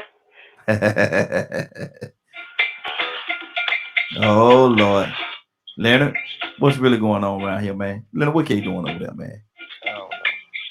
That's the Sugar Hill. Take it all the way back. That's them the origins. Exactly. Take it all the way back. They changed the game. Mm-hmm. We didn't change it. They changed the game. And they no different from, we couldn't have changed it because our people didn't change it. That was over us. Because I remember Blues saying, stoop down, baby, let your daddy see. I'm not dumb at all. Mm-hmm. So it started way before some hip hop. Thank you. It should have been changed when they was coming up with the blues, because the blues is horrible if you listen to some of it. So it started before hip hop, because they clowned in that blues. Wow. 508-924-3521, 508-924-3521. I'm trying to get this thing. We're gonna jump to another topic, but before we go to another topic, anybody have anything they want to say before we jump off of this one? Yeah, that's huge that Kay brought that up, man. I was going there too. You know, I can remember being younger. I was more or less like a little brother to my aunts than a nephew, because of how young they were and how young my mom was when she had me. And they would listen to my step-granddaddy's records. He had certain records that we listened to all the time. B.B. King, you know what I'm saying? And back then, they was big on blues. We listened to that B.B. King and that James Brown, man. But every now and then, when he was gone to work, and we were used to going to the store and buying our own cigarettes for 50 cents. You know, we got used to writing that note. Yeah. Well, they knew what them albums was. And that albums, some of those albums were the equivalent of the Penthouse books in the VHS tapes that our parents had hidden. These were my grandparents' albums. And I heard some stuff, man, when I was 5 or 6 years old. I was like, man, they make that in music? He said he want to look up under that skirt and see. I'm listening the whole time. Like, ooh, listen to that girl. They just having a good time listening to it because they sneaking and listening to it. And it made them more curious. But I'm listening, I'm like, wow, they actually singing about this. This is actually talking about the stuff that I'm looking at when I'm sneaking looking in these magazines. Before my time. Before my time. So now we speak about Luke, and we understand that in comedy and in music, even in country music, you have had that element of deplorable entertainment. I've heard country music with some of the most racist lyrics you can never hear in your life. You a hero and you be like, man, you know what? If that man dead, I wish I could wake him up and kill him again. And I ain't gonna lie, but it's hilarious though. I ain't gonna lie, it's hilarious comedy, but it's completely racist and it's all towards us in music form. So, you know, I listened to that and I still had to understand, okay, that is a segment of music that exists, but it isn't popular. But Kay just said it. When we started our culture of hip hop, we had all these different genres where you could entertain on all levels. But certain parts of that was underground, and it stayed underground. It didn't get mainstream. We made Luke mainstream. The government tried to censor it, but business, money started talking. And somebody said, you can't beat them, join them. So what we'll do, not only will we let them make this deplorable music, we'll make that the majority. We'll make it mainstream and popular, and we'll sell chicken sandwiches with it, car insurance, you name it. We'll use it for our benefit because we see how it entrances these people. We see how it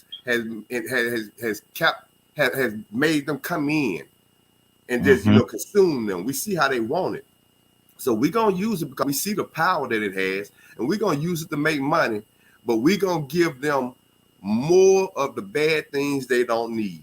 And the people that are rapping, since now that we are the execs, David Geffen, Jimmy Iovine, since we are the execs and we give these people the platform, we gonna dictate what's hot and what's not. And if they ain't talking about this and that, I don't want to hear it. And that's one of the reasons why one of my favorite groups, man, one of my favorite groups of all time, did not get a lot of airplay. Poor Righteous Teacher, PRT. They didn't get a lot of airplay at all, man, because of what they was talking about. Poor Righteous Teacher, man, you know, they're one of the best out there, man. They came around at the wrong time. They came around when rap started getting commercialized and started getting on. Like I said, they started finding patterns and formulas and started saying, okay, these are clothes they like. This is the sound they like in their beats. They start studying and analyzing and finding out little things that work. And they say, well, you know what? Let's make it repetitive and let's put the image out there on this next person. And so now we're living in a CB4 world. Exactly. That movie came true. CB4 actually came Chris true. Rock. Yeah, Chris Rock. Yeah, exactly. Anybody else have anything to want to say to this point here, to this topic before we move on to something else? You know what this kind of reminds me of? What's that? And it's one of those overreaching things that I'm working on as a theory philosophically. I see a distant relationship in this and those who prefer a broke Jesus.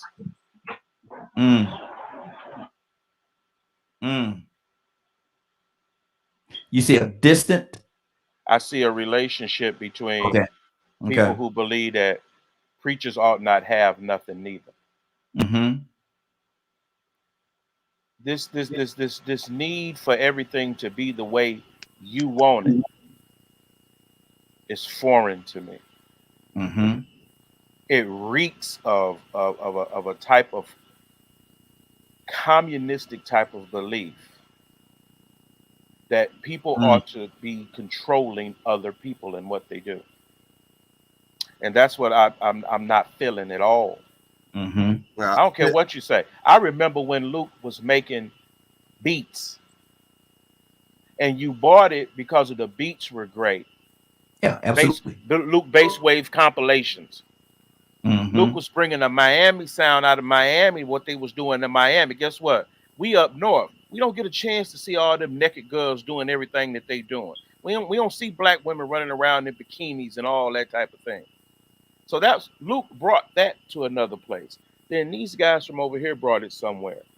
But why would it seems like sometimes we want to take the food off of the table of people who have took nothing. Death is on the menu. People who took nothing and made something. Folks was killing folks before rap music, but you blame everything on rap. Rap is always the demon in the room. Oh man, you know what I'm saying? Where if you listen to some music, you be like, I can't believe they just said what they were saying. If you listen to any country radio station, they sampling rap music. They got rap artists on their music. Okay, you got rap artists using classical back music. You have these super producers and things like that pulling from different genres or what have you. You got your folks that got to have a dance to go with the record. You got folks cool with making videos. So it's a culture and an industry that people are using to put food on their table. That don't make them no less than you. What they bring to the table and how their livelihood is structured is their business. Ain't nobody out here putting guns to people's head, making them make records. People getting into making records because that's what they want to do. And this is what they want to say. Now, one, you can look at all these women just bending all over, and because that's what they want to do. If you don't like it, censor it. But don't tell them they can't make it. See, I stand in the area, man, where I think everybody has a certain sense of responsibility as well. I understand. Well, really, you want censorship. No, I never said that. I say everybody have responsibility, and I say that everybody have to take on responsibility in the way that they take it on. But we still have responsibility, and that looks just like censorship. I say we don't want censorship. We don't want manipulation. See, we want the rappers that want to put out good music and that want to put certain songs on their albums to be able to do that instead of having the record executives telling them they can't. See, this is the point you miss. If I pick up that Wizkid album, one at a time. If I pick up that Wizkid album right now, there's so much creative content on that album from so many different places. Okay. That one, how can you say it's just one thing? Yeah, hold on. Let go ahead, Rico. Finish your thought. Lupe Fiasco has been putting out countless albums and fighting his label and trying to get out of record deals. All these rappers try to get out of record deals because the labels are controlling their content. That's their business. Let me finish, because you just said the rappers want to do what they want to do. I'm telling you that they don't. I'm telling you that some of these rappers are doing what the trend and what the industry is telling them that they got to do to be famous, because if you don't, you ain't getting no deal and you ain't gonna be listened to. And what you're saying is people trying to control them, and no, we trying to stop the people that are finding capitalism and profit off the death of young black men, to stop letting people or telling or creating an atmosphere where this is the music that got to be made for these people to make a living, because they ain't making no living when they dead. That man just got killed with his 1-year-old son birthday. They just celebrated the birthday. In the front seat, they shot that man car up 80 times with an automatic rifle in broad daylight, based off the content of his music. Luke didn't get nobody killed. Luke just got somebody in the STD. That's what Luke probably got, your STD. Little head, probably a baby. But you didn't get your brains blowed out with your baby in the passenger side. See, but the system that exists right now, if you have record executives and people behind the scenes that actually do understand that there is a way to manipulate a community and have them going through certain things. Because when you listen to these young boys, this has been going on for the last 30 years. Young black males getting in the room, turning on their music, turning the lights off, and just zoning out to whoever is hot at that point in time, and worshiping the Lil Waynes and whoever coming up next. And the record executives realize those are the black community's new leaders, them and athletes. So what we're gonna do, we're gonna, just like with Colin Kaepernick want to play football, but he can't play football. Somebody won't put him on the team. That's the same way the record industry works. So to dismiss this CB4 thing and go to saying, well, y'all just want censorship. No, we just want the people that run the business to stop censoring those that can put out better music and give them a main platform. Because that Wizkid dude you just mentioned, don't nobody know him compared to an NBA young boy, a Quando Rondo, a Lil Durk, or none of the other 20 dead ones from the past year and a half. Ask them if they know a Wizkid, and ask these boys that's mamas and daddies that's begging for people to stop rapping about this stuff, because their kids are the ones that they rapping about and dishonoring their memory.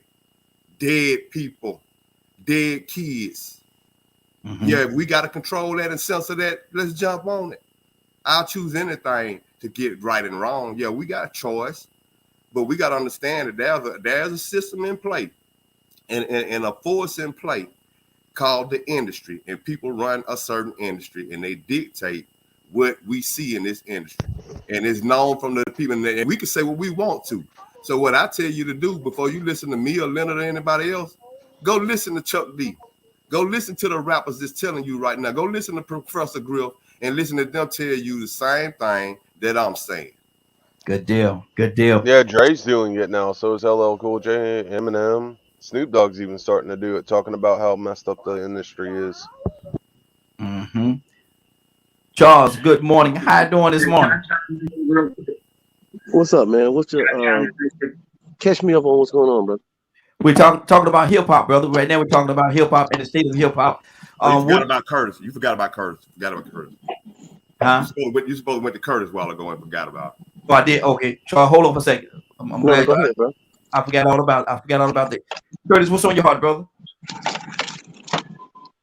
You know, Kay said something, and Rico said something that really rang so true. Because I remember being young, and my uncle he was a truck driver. He always listened to 8-track.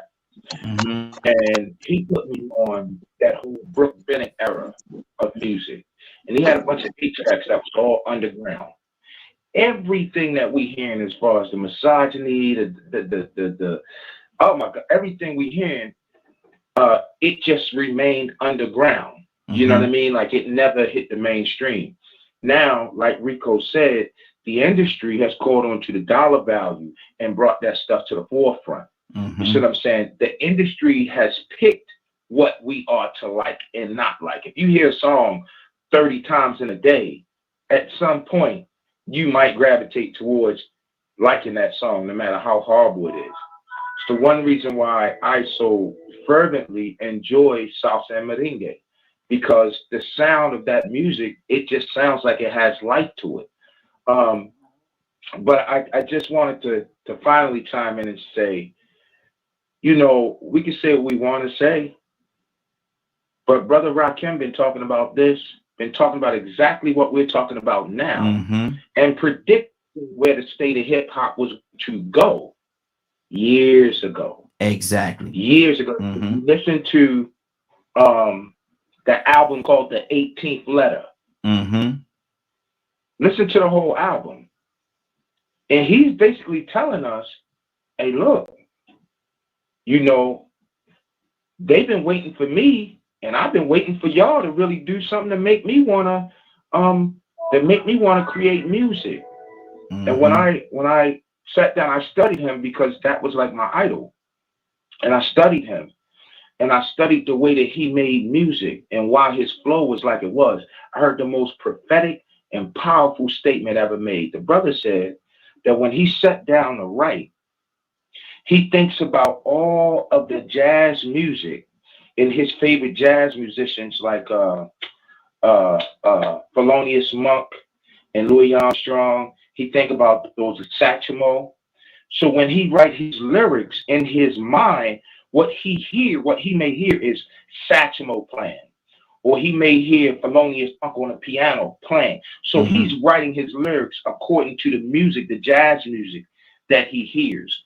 And I was always blown by that. So when I hear us talking about the state of hip hop, I have to think about people like Ra. Poor Righteous Teachers was one that I forgot. Public Enemy.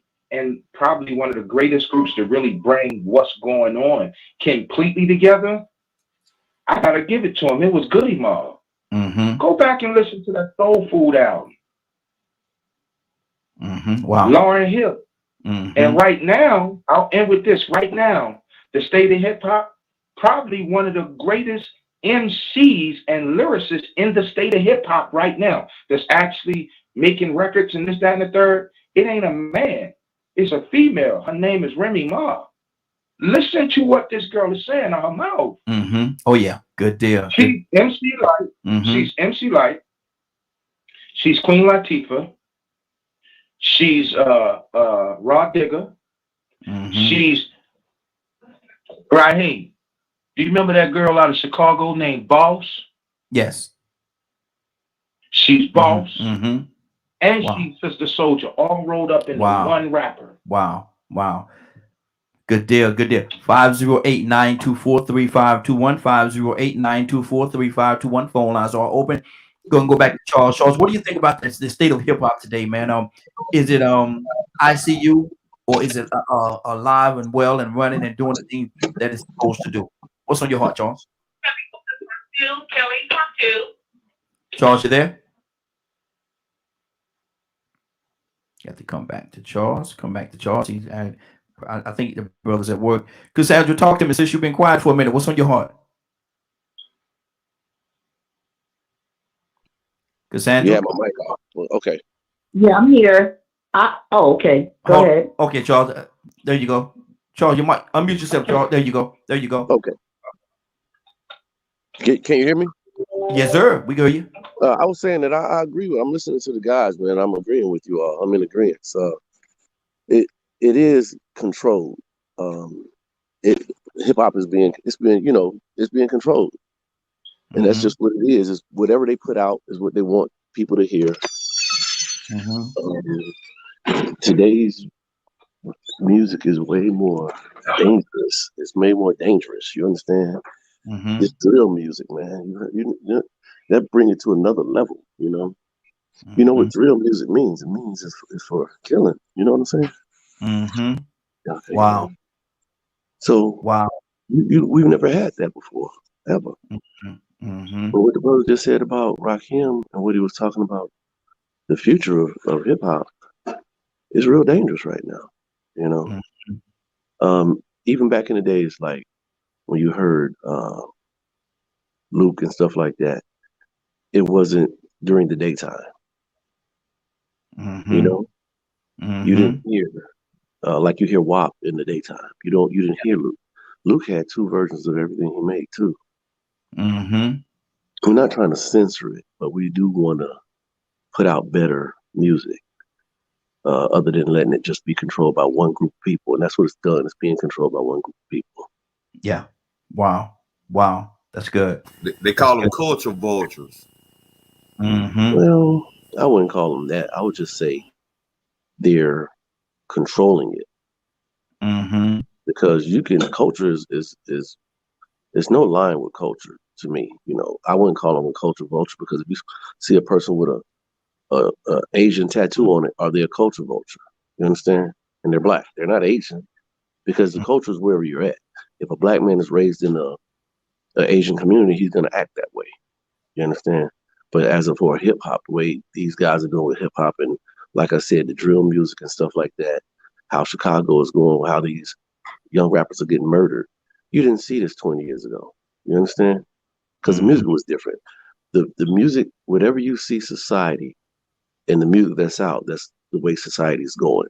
Music puts you in moods. Some people put music on the clean. I'm in a cleaning mood when I hear this kind of music. I'm in a praising mood when I hear this kind of music. I'm in a party mood when I hear this kind of music. So what do you think drill music gonna put you in a mood of, especially if your mind is young and impressionable? That's it's good. gonna want to make you drill people. What drill mean? Kill. No, they don't look at life the way we look at life. Like you said, they shot a dude in front of his kid. No, cops didn't do it. White folks didn't do it. Other black folks are doing this to other black folks. So yeah, hip hop is in a sad state. You don't get remember back when they did Stop the Violence video with all the rappers together? Oh yeah. I would love to see folks get together and do that right now. It's needed. It's definitely needed. 508-924-3521. 508-924-3521. Gonna switch up a little bit. I'm going to Cassandra, but I'm gonna switch up a little bit here. Cassandra, something just came across my feed. It came across actually about 20-30 minutes ago, I guess it was. I can't see what it says. But young lady says mother's tragic tale. Say husband dies of COVID-19 and loses a son to suicide over the guilt, because the young guy, you know, he they say that what it is, he thought that it was his fault that his dad was dead, because he think that he actually gave his dad COVID, which killed him, and so the guilt made him commit suicide. Cassandra, this thing is real, man. What's on your heart? I mean, I think I said it yesterday or a couple of days ago. For those that think it's not, you know, it's all on you. But the flu has never killed like this many people that I know. Pneumonia has never killed, because people keep saying it's just like pneumonia. It ain't no different. We just making a big deal out of it. Well, all the years I've been here, which is 62, I've never known of people that I know personally dying from the flu or pneumonia at the rate that I see COVID killing people. So for those of you that, yeah, it's just nothing but that to you, that's fine. But I know personally, I'm sick of it. I'm sick of hearing people calling me screaming in the middle of the night, mama dead, cousin dead, brother dead, from COVID related things. And yes, they are dying from being predisposed, some of them, but it's some that were healthy as an ox that ended up dying. So, I don't, there is no talk for me for people saying, this ain't nothing but a flu virus or like pneumonia, because it's not. It's not. And the numbers say that it's not. And if you are out here and you know people, it's not. Wow. And just think, and I'm gonna go to Kay, and just to think of the trauma that this mother is going through. She lost her husband, then her son killed himself out of guilt. Whether it was, whether he gave his dad to his dad or not, his dad is gone, and he felt guilt, and so he took himself out. K with an E. This mother has to be going through it right now. Your heart have to go out to her. Kay, you there? Yeah, my heart go out to her, which I knew the couple that the young lady killed the dad and then killed herself in Georgia about 4 months ago. I knew that couple, so my heart go out to the kids. They don't have a mother or a father. Yeah. Wow. And then they have separate kids, so the mother's kids is like it's just a basket case. Nobody never knows where it put people in a state of mind at. And then I think back on kids that grew up, my friends that grew up, and how they think right now today. I have a guy, I don't have really nothing to live for, so like he walk on eggshells, and I be telling people, y'all shouldn't say that to him because he ain't out here. He lost his mom, he lost his dad, he lost his brother, and the way he lost his his brother, is just put him off there. And so they don't understand. These people need counseling. That woman need counseling. Those kids need counseling. Those kids is raised up after parents is being killed and all of that. They raised with conflict, hatred in their heart. They raised up as little killers because nobody thought to give these people counseling. Your mama was laying there dead and you trying to wake her up and she won't wake up because her boyfriend came in there and beat her to death. We have a young lady that they're white and the guy is Hispanic. He beat that lady to death and left her in the bathtub. And she got a 3 or 4-year-old kid that he even tried to kill the kid, but the kid didn't die. Now the kid is suffering in the hospital. But that kid got to grow up in this world knowing that her mama got killed and the boyfriend tried to bang her head in too. That kid gonna always need counseling on a regular. Exactly. Or she may grow up and kill her boyfriend and kill his mama. Wow. Because that's what she's seen at 4. They need counseling. Counseling is never too late. A young lady called me and informed me that foster sister and her dad raped her, and that's how she got here. And then some grown brothers was doing the same thing to her. She's 40-something plus years old, y'all, and she's still going through it. Wow. That is still bothering her right now today because she never reached out to nobody. Exactly. Wow. Badger, what's on your heart, brother? Our Bishop, come to you next. Man, especially talking about this.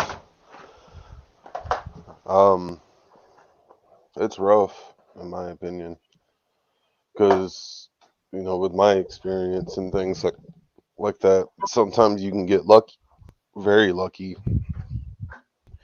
and find those counseling centers, that's going to help a person going through a hard time.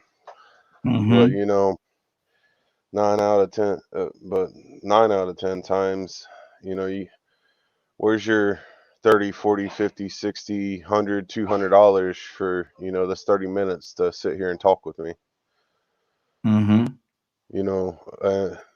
to me, especially those that can't afford the insurance to cover all this stuff, because even with insurance, it's still like $30 because the initial visit's like $70. Mm-hmm. You know, it's really hard for them to afford that kind of stuff. Yeah. You know, but depending on what part of the government you pull for, you know, it's either going to get worse or better. You know, and it's one of my biggest issues that I see constantly. You know, people are saying, you know, we'll just get insurance, and I'm sitting here going, are you going to pay for it? Because they're telling me that it's going to cost, you know, $300 a month, and I'm making this amount. Oh, that's right. I just need to, you know, up and leave this job and find one that pays better when, you know, Texas minimum wage is $7.25. Well, just leave the state. Are you going to help me move? No? Cool. So I got to save up, pay for insurance, attempt to pay for the house, and da-da-da-da-da-da-da. So, yeah, sure, I can afford all this stuff that, you know, y'all are pushing for.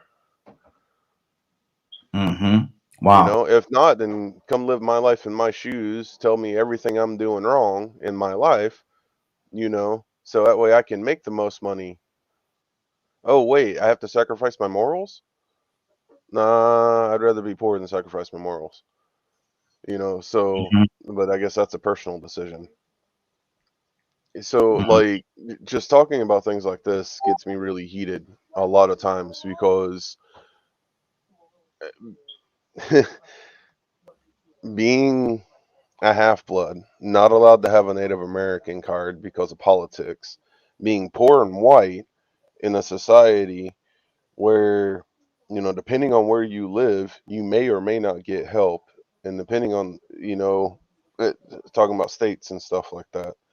And then if you are in a state where you can't get help, you got to figure out how to leave that state to find it and move to a whole nother state.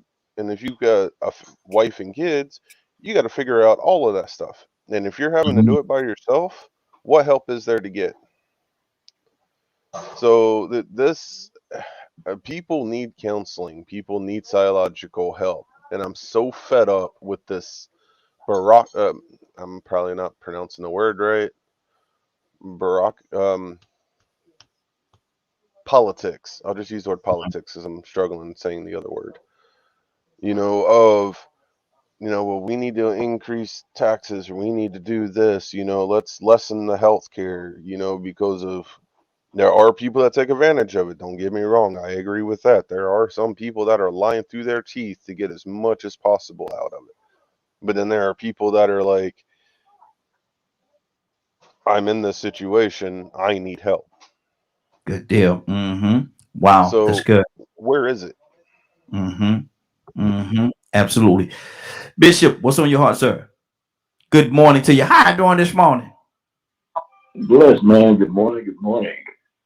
Just listening to the show, and you know, you're dealing with, I think you're bringing up two different topics. You're dealing with the culture of what we're dealing with today in the music, how crazy it is. And then you're dealing with COVID, and I can speak, you know, as it relates to both, because music is a language that people gravitate to, and that then produces fruits of the verses that are being sung.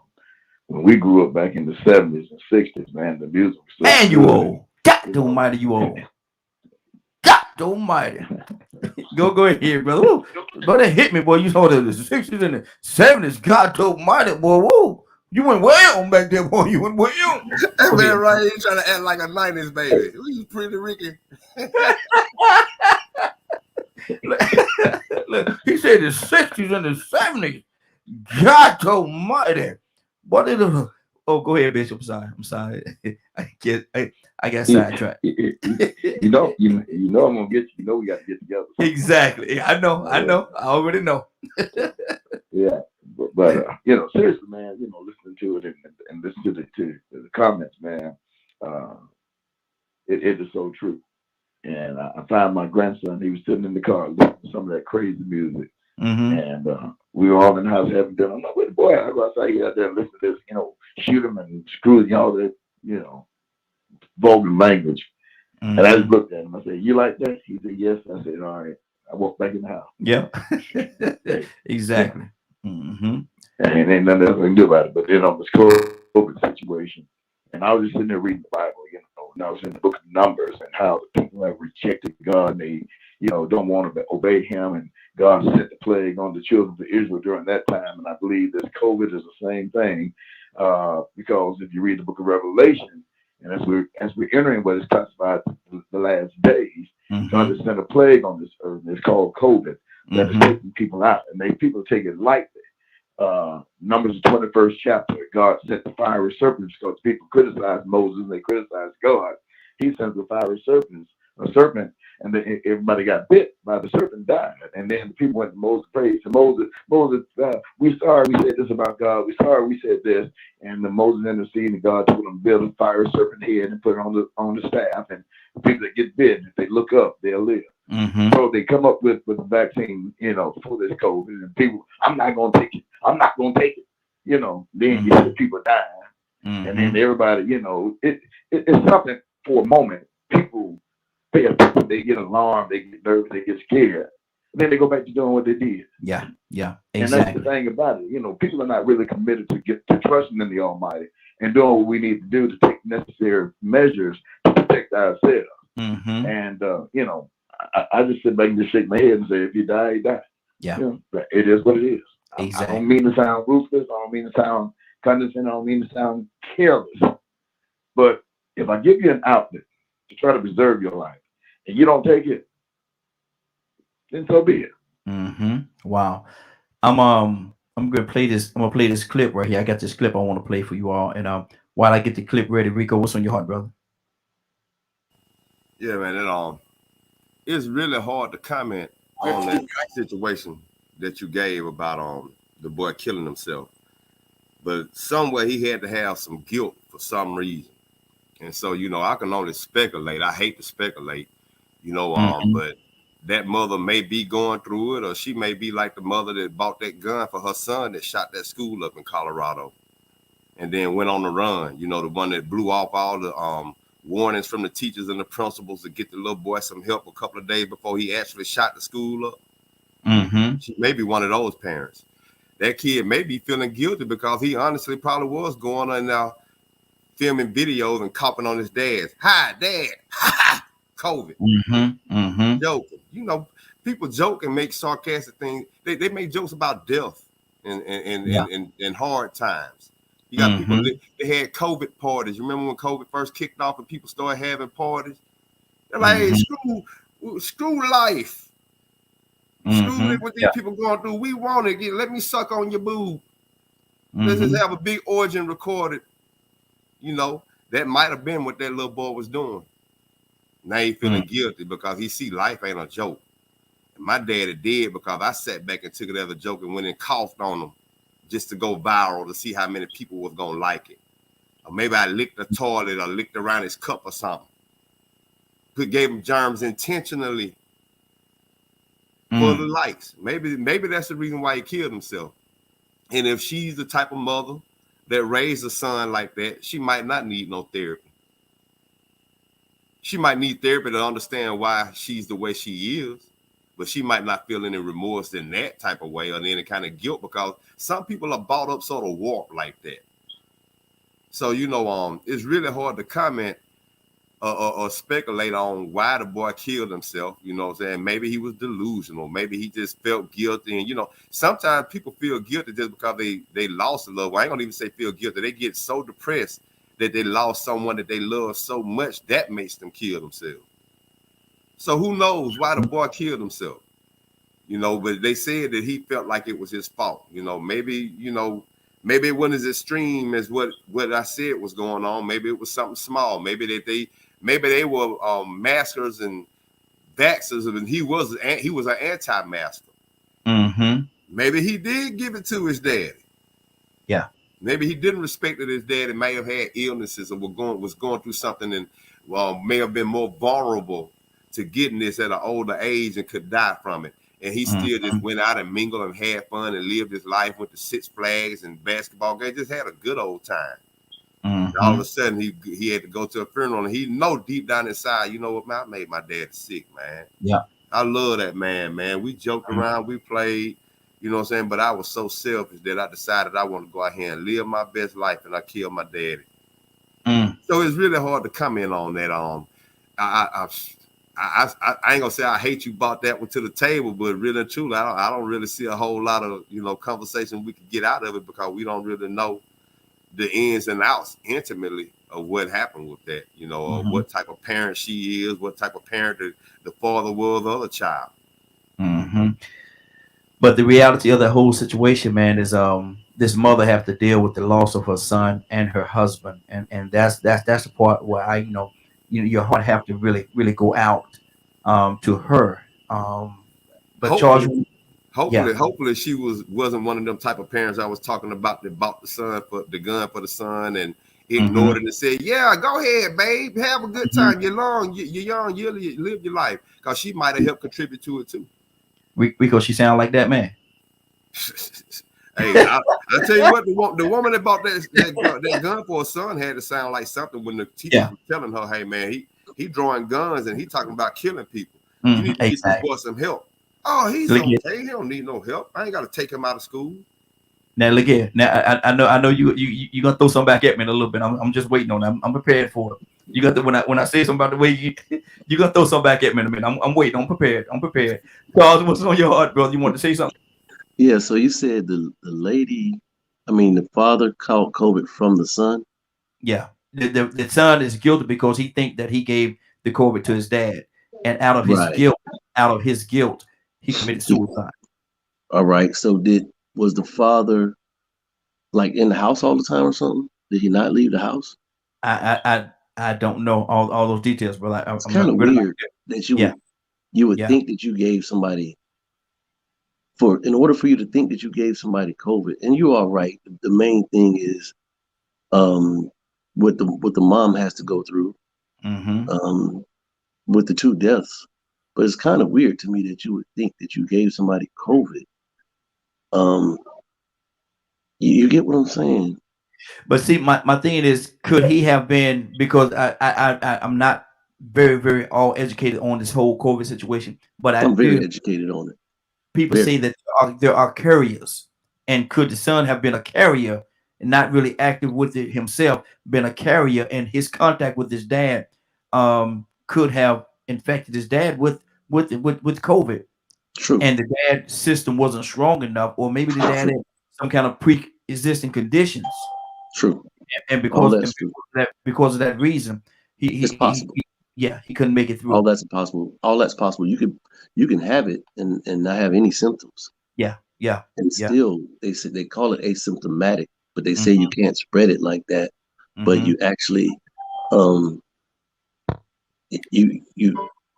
you can't hurt other people supposedly, but you really can't. And the thing about it, the main thing to me, since the beginning of this whole thing, it was weird to me that they tell you to wear a mask and they tell you to step 6 feet away from each other, but they never told people to eat right, get your blood sugar down, get your blood pressure down, and work on those things, and that'll build up your immune system. They never said that. Matter of fact, they're finally saying it. Wow. Deal. Let me go Toussaint. What's on your heart, brother? Toussaint, you there? Hey, we live in a dangerous society. And we're influenced by so many things. And when there is something that will kind of steer us into a corrective mode, we say, shut up.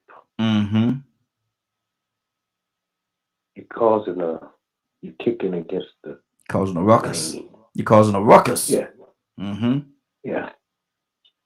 And society gets worse and worse and worse. And we have the young folks and some of the older ones, and some of us that just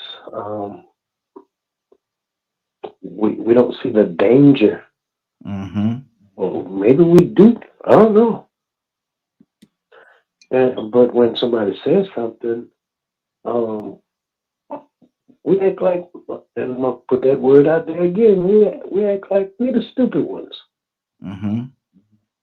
But look, here's the thing, and you take this for an example. I sympathize with the mother and I sympathize with the family. But there is something that's going on that's causing our society to be so thin-skinned. And not only thin-skinned, they won't listen. We don't want to hear anything that will correct our actions. Mm-hmm. So here we are with something that evidently is real. And we'll go in pretense on every entity in life. We're just saying, don't say nothing. Shut up. Mm-hmm. It ain't real, or it's going. So here we are. We in the thing that evidently it's doing something. So all the smart people speak up and tell me how we're gonna come out of this. Exactly. Wow. I'm gonna play this clip right here. Cassandra, did I hear you? Was that you that wanted to say something a second ago? What? No, that's Kay. Okay, with E. I Okay. just wanted to speak on what Curtis said about how that little boy felt. Well, it's a true feeling because I went over my baby daughter's January the 2nd and caught COVID. And my grandson cried and was like, he just felt so bad. And the other one said, well, Grandma, you're going to be okay because I went to the doctor's office and I brought COVID to my mama's house. And everybody that came over here took COVID to their house. And then you went to Auntie Rita's house and caught COVID. He said, so everybody needs to come and take care of you because we the reason you got COVID. We just hugged him.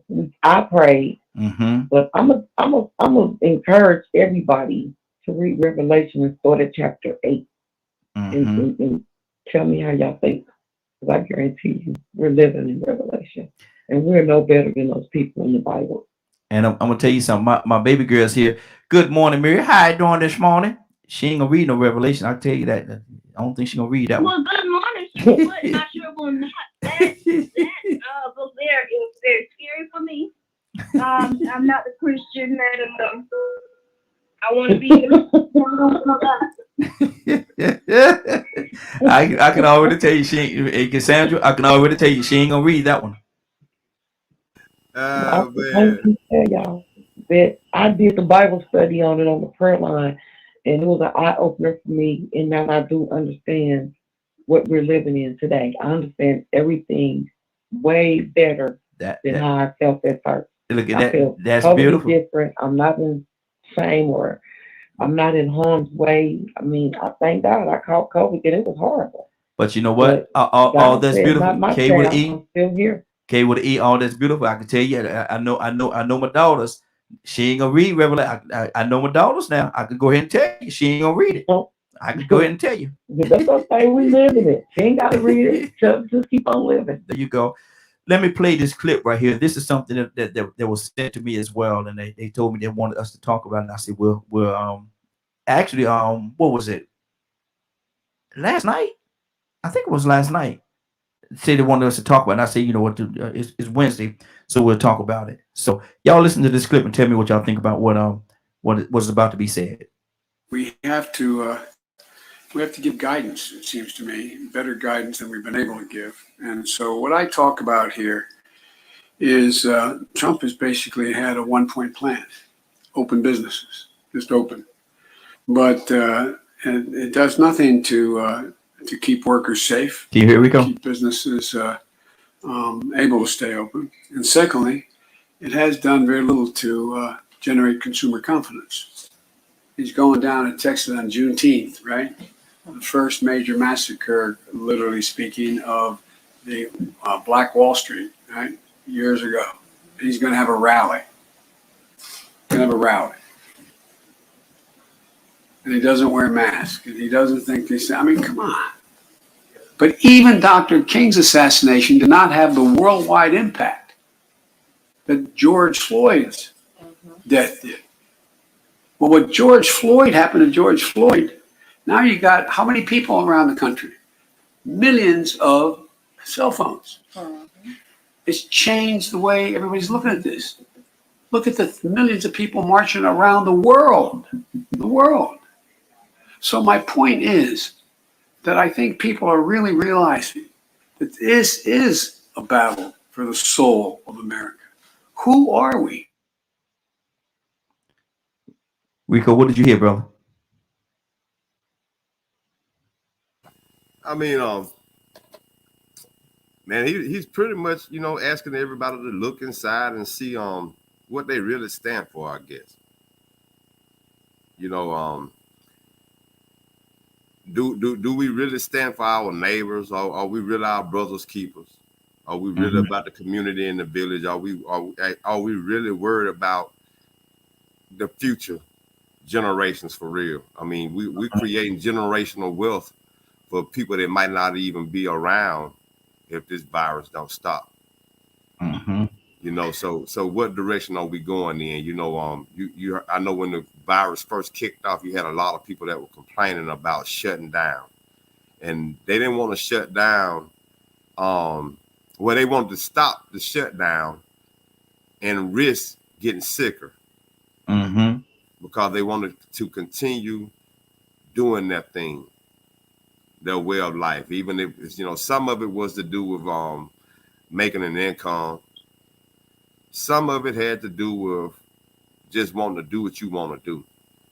Free will. We love this free will. America is the best place for free will. So, you know, and we don't want control. The last thing we want somebody to do is to tell us what to do. You know, if we want to go out here and risk our lives and everybody else, I deserve that right to do that. So now they made it political. Yeah. They made it political. And so here it is, you know, we don't want to shut down because we don't want the economy to stop. But what economy will exist if it ain't but 5,000 people left on the earth, if it becomes that bad?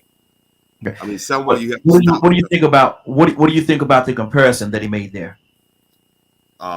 Refresh my memory on that. As far as George Floyd and Martin Luther King Jr. Yes, sir. I believe it did have more of an impact because you were able to see this man's life expire in real time. See, we saw the photos of Martin Luther King on the ground, but we didn't actually see in real time the shot penetrating his body and him taking his last breath or this and that. We saw all the scenes around that, and that was horrific enough. All the reenactments and all the footage that you have, that was hard. But actually seeing in real time people pleading with this man, get off of him. He can't breathe. Not only is he pleading, but other people pleading. And you watching this man with his hand in his pocket with joy and pleasure. Just give him a little bit more mustard on that knee in his neck and ignore his pain.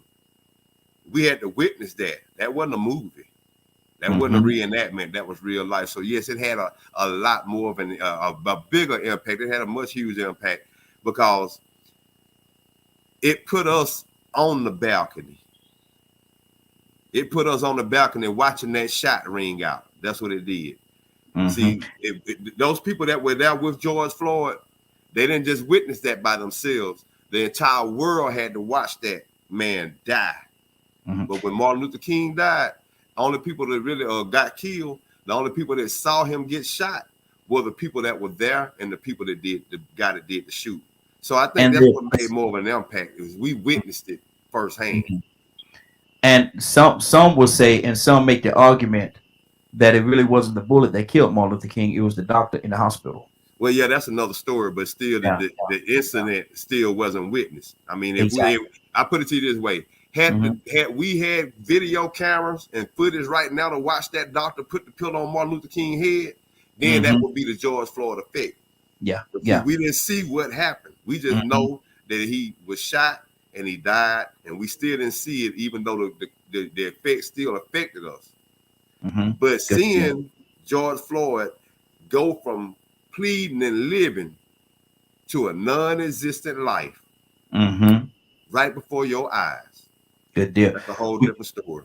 We had 48, so I want to touch as many people as I can. I'm trying to make my circle around, and even if we go a little longer, but everybody keep your comments within the 3-minute radius so we can actually be able to touch as many people as we can as we talk about this. Cassandra, what's on your heart? Yeah, you know, last Thursday I was with Thelonious Floyd and Brandon George Floyd's nephew, and Marcus Aubrey. I mean, literally, we talked. They came to stand with my family in Charleston, South Carolina, and it was, I mean, we wept because to hear these men talk even now about the pain that they went through because of what happened to their loved ones, these grown men standing there crying, it was so powerful and impactful. And I believe that we are in a time right now that whatever your political beliefs, whatever kind of belief, it's a heart issue with this country. And what pisses me off more than anything else is that we have people that keep saying that they are Christians that are standing against seeing things that help people. And the Bible strictly states what a Christian should do when they see somebody hungry, when they see a senior, which is our elderly, taking care of our elderly. And the heart of the men in this country, I believe that we are in a plague time. I believe that Revelation, Isaiah, Ezekiel, all of the prophetic books are being coming to pass right now. And if you say that you're a Christian and you can't say that, then I question who you say you are. Because that means that you're not studying the Word of God, you don't know the Word of God, and you don't want to know it because it's there. It's in the Bible. Good deal. Leonard? Yes, sir. What's on your heart, brother? What did you take out that little clip that I played just a few minutes ago? I mean, it's good information. It's his point of view. He's the leader of the country. And I think he did it very well to point out some things that even though he's up in age, he know that things have changed and things are different. He's not stuck in the past. And he's definitely trying to come up with a plan to get us forward and desperately working with people to try to figure out how to do that. And, you know, God bless him for doing what he's doing. And hopefully his heart stays in the right place because he's in charge of a lot. He has a lot to do. But personally, you know, up until this point, I really could not participate in the conversation because I'm so distant when it comes to certain things. And I don't get into a lot of, I don't put myself in certain situations or things like, say, for instance, I don't sit and linger on the grief of someone else. One, it's not my goal to be just as crazy as everybody else. You know, I have to manage my personal character in a way, in accordance with my teacher. So I'm not going, I don't participate in the assigning of blame and things of that nature to certain issues without very careful consideration. You know, I'm a very much believer in prophecy as well, but I don't believe it is an impetus for us to give up hope. Okay, that's good. So I don't join pity parties. I don't look at one thing as a direct relation to another without actual scientific research of that issue.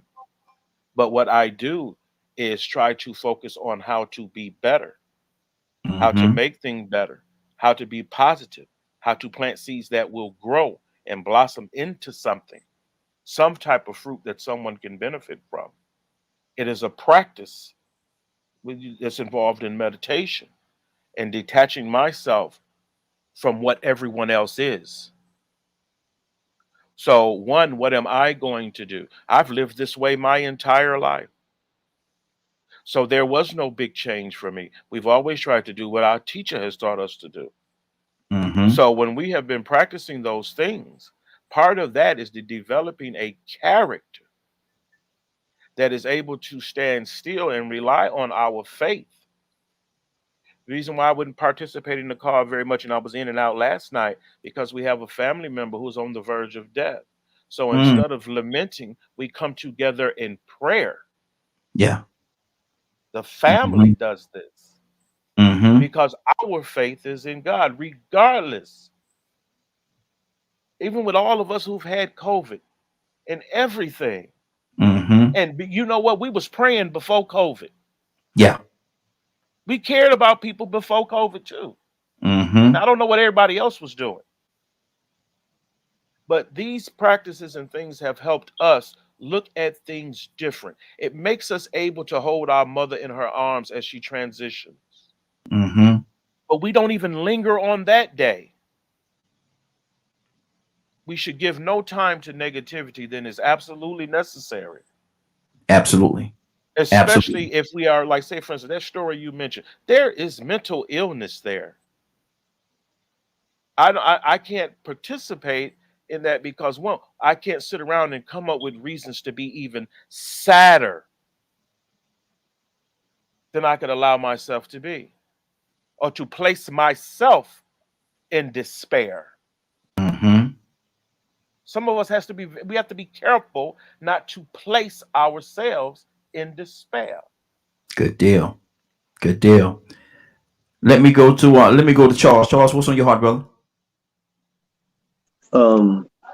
What he said, the part about George Floyd, is how they pushed it, and Rico is right. Is seeing the thing happen. His death was seen more, but not as important as Dr. King's. Nowhere near as important. The police wasn't called on Dr. King. Dr. King was assassinated. George Floyd wasn't assassinated. It's two different things. Assassinate heads of states and things like that. It was what I look at the whole George Floyd thing is two demons met each other in the street. But I think thinking about it and what Rico said, it did. More people saw it.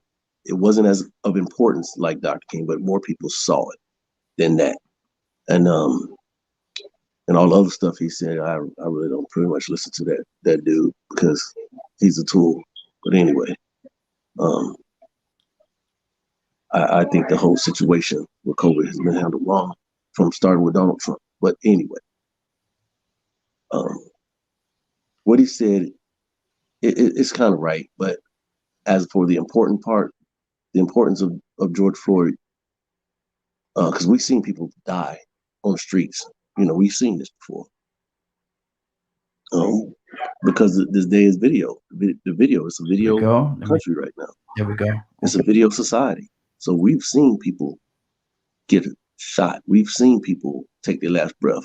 And those people are the same way. But the way they promoted it and pushed it to get the division of people, instead of telling the whole story of what happened, they used it for division. When Dr. King died and people heard about it around the world, it was a shock because the way Dr. King lived. You understand what he lived for. Okay, good deal. Raheem, before you go, because I'm going to step away because we were talking about this issue today. There is a movement right now by guys like Jay-Z, and they are putting forth a bill right now to stop the use of rap lyrics in criminal trials. Wow. Say that again. To stop the use of rap lyrics in criminal trials. So basically what I'm hearing you say is they can't use the music, their creative music as a way of sentencing them or assisting in bringing a guilty plea to them by their lyrical content. Right, and I brought that up to make sure people understand there wouldn't be a need for this if these people were not creating this for themselves. Wow. That is true. Curtis, you had something on your heart, brother? Well, everybody be mindful of the time. Be mindful of the time for me, please. Go ahead, Curtis. You say that every time I speak. No, I don't. I was curious as to who is the fool here, because listen, assassination and killing is the same. There's no difference between, and I gotta say this. First and foremost, Leonard said something very, very powerful. Okay, I started at 9:59. Leonard said something very, very powerful. He said something about mental health.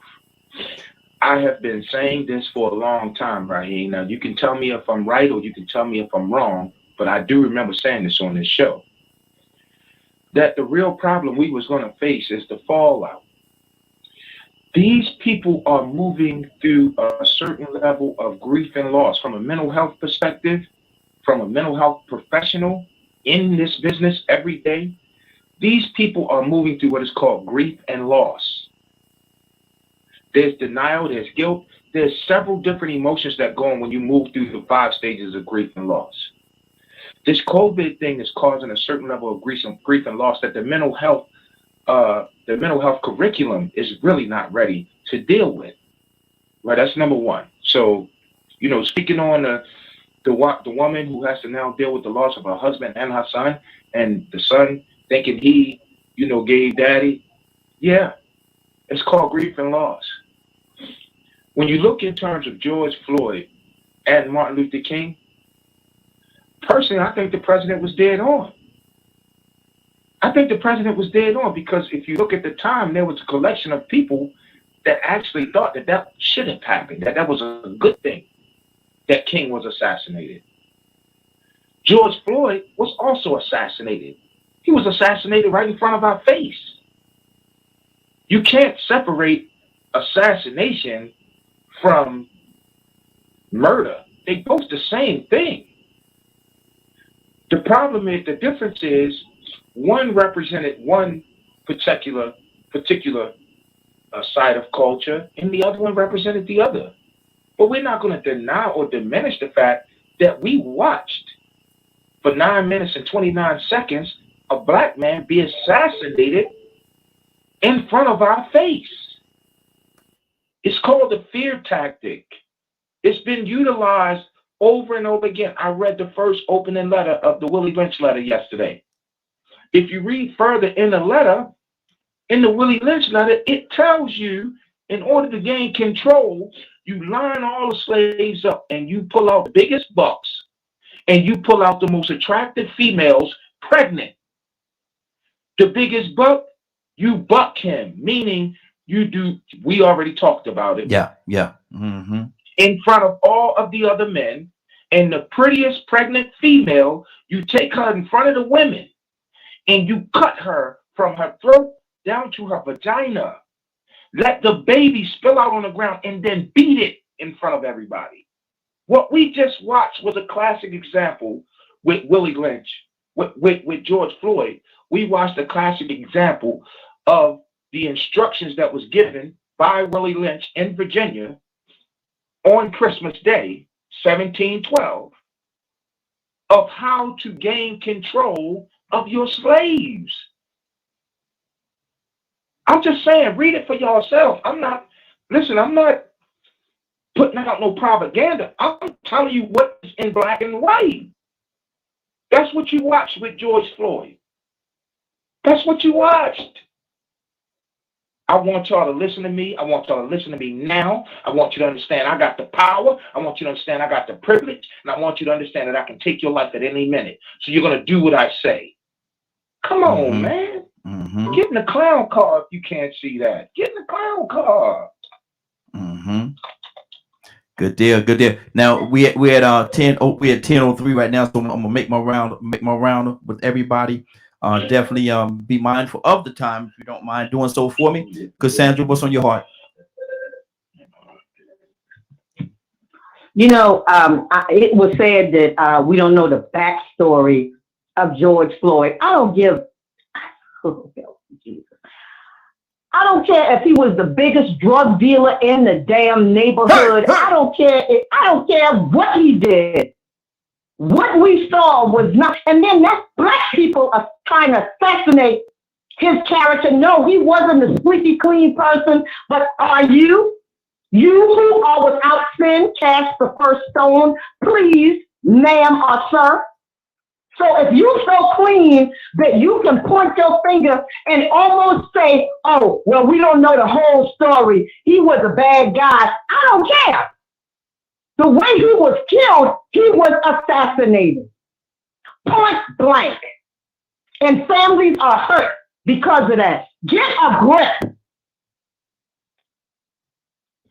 Okay. Bishop.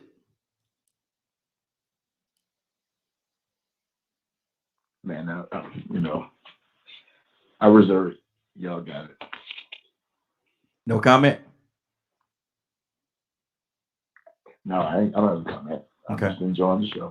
All right. Toussaint?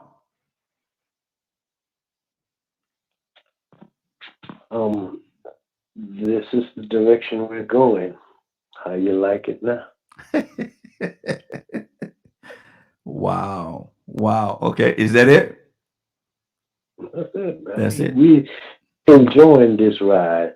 Mm-hmm.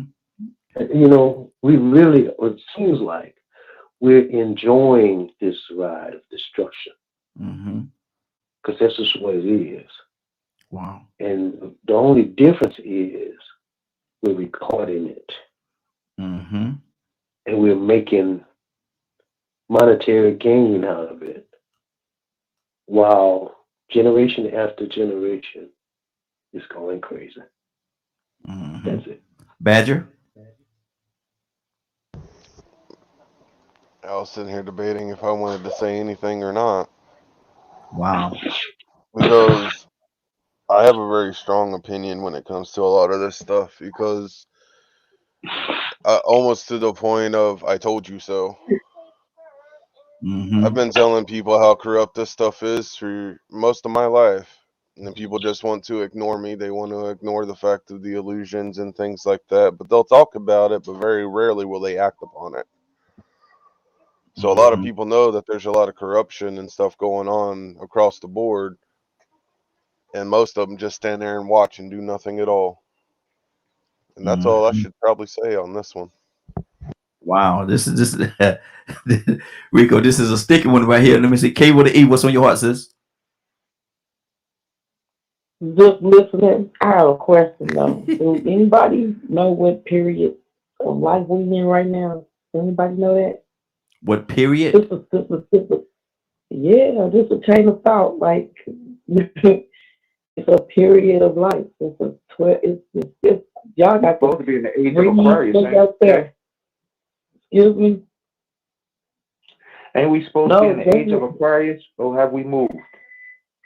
January is actually a part of a period. Y'all need to look that up. Ask that question. What period are we in January 2022? Mm-hmm. Get a better outlook of life. So K,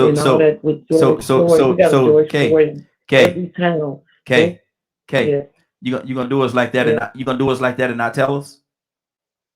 Oh no, I want y'all to look it up and get an understanding. I could tell you all day long, but if you read it for yourself and get an understanding, you won't feel better. Watch and this. Not okay. Told us that. Now read it for yourself because it's there. It's in plain sight, and it's something very educational.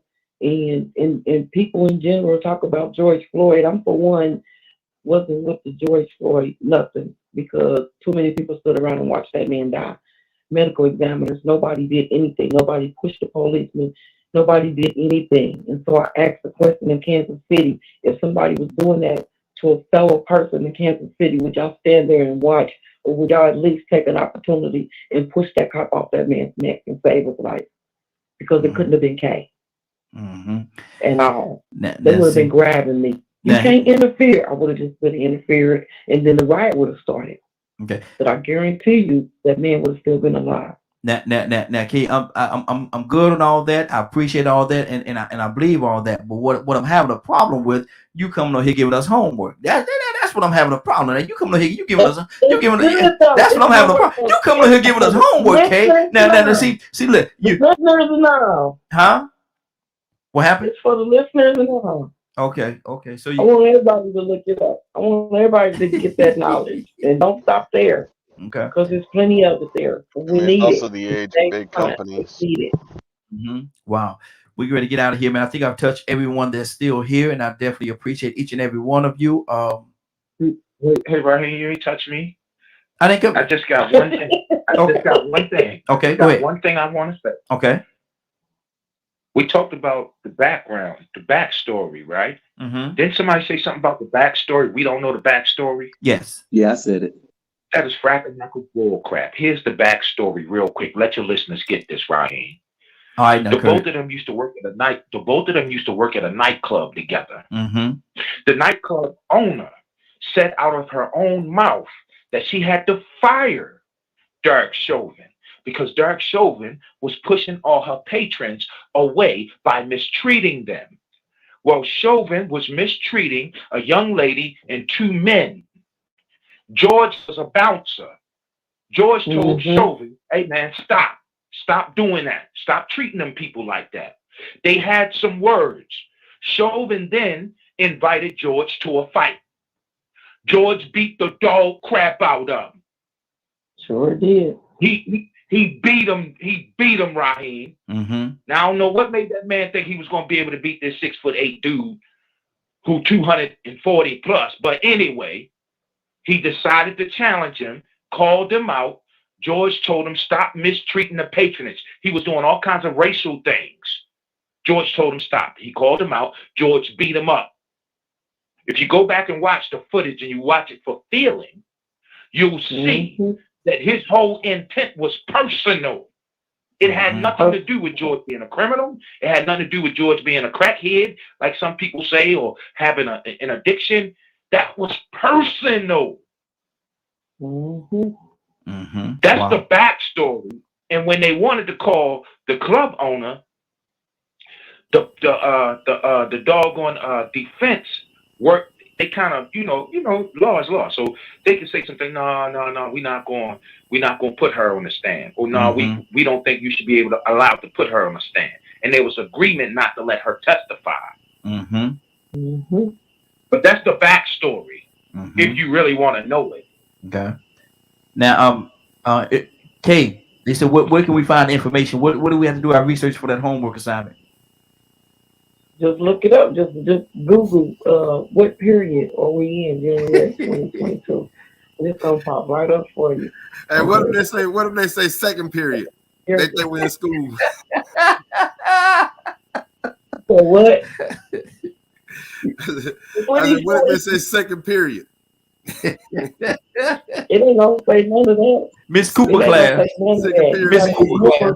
You got to remember that the year, and you have 3 calendar months. So your 3 calendar months, and then the first Saturday of the month is actually the end of the period of the previous month. And y'all making me tell y'all what I don't want to tell y'all, so look it up and read it. They're gonna say, and don't be scared of Revelation, because you live in that. I mean, who wouldn't want to read what they live in so they can at least be prepared and understand it better? I understand it. I have no fear, like none. When I tell y'all I have no fear, I have no fear. I only fear what the Creator can do to me.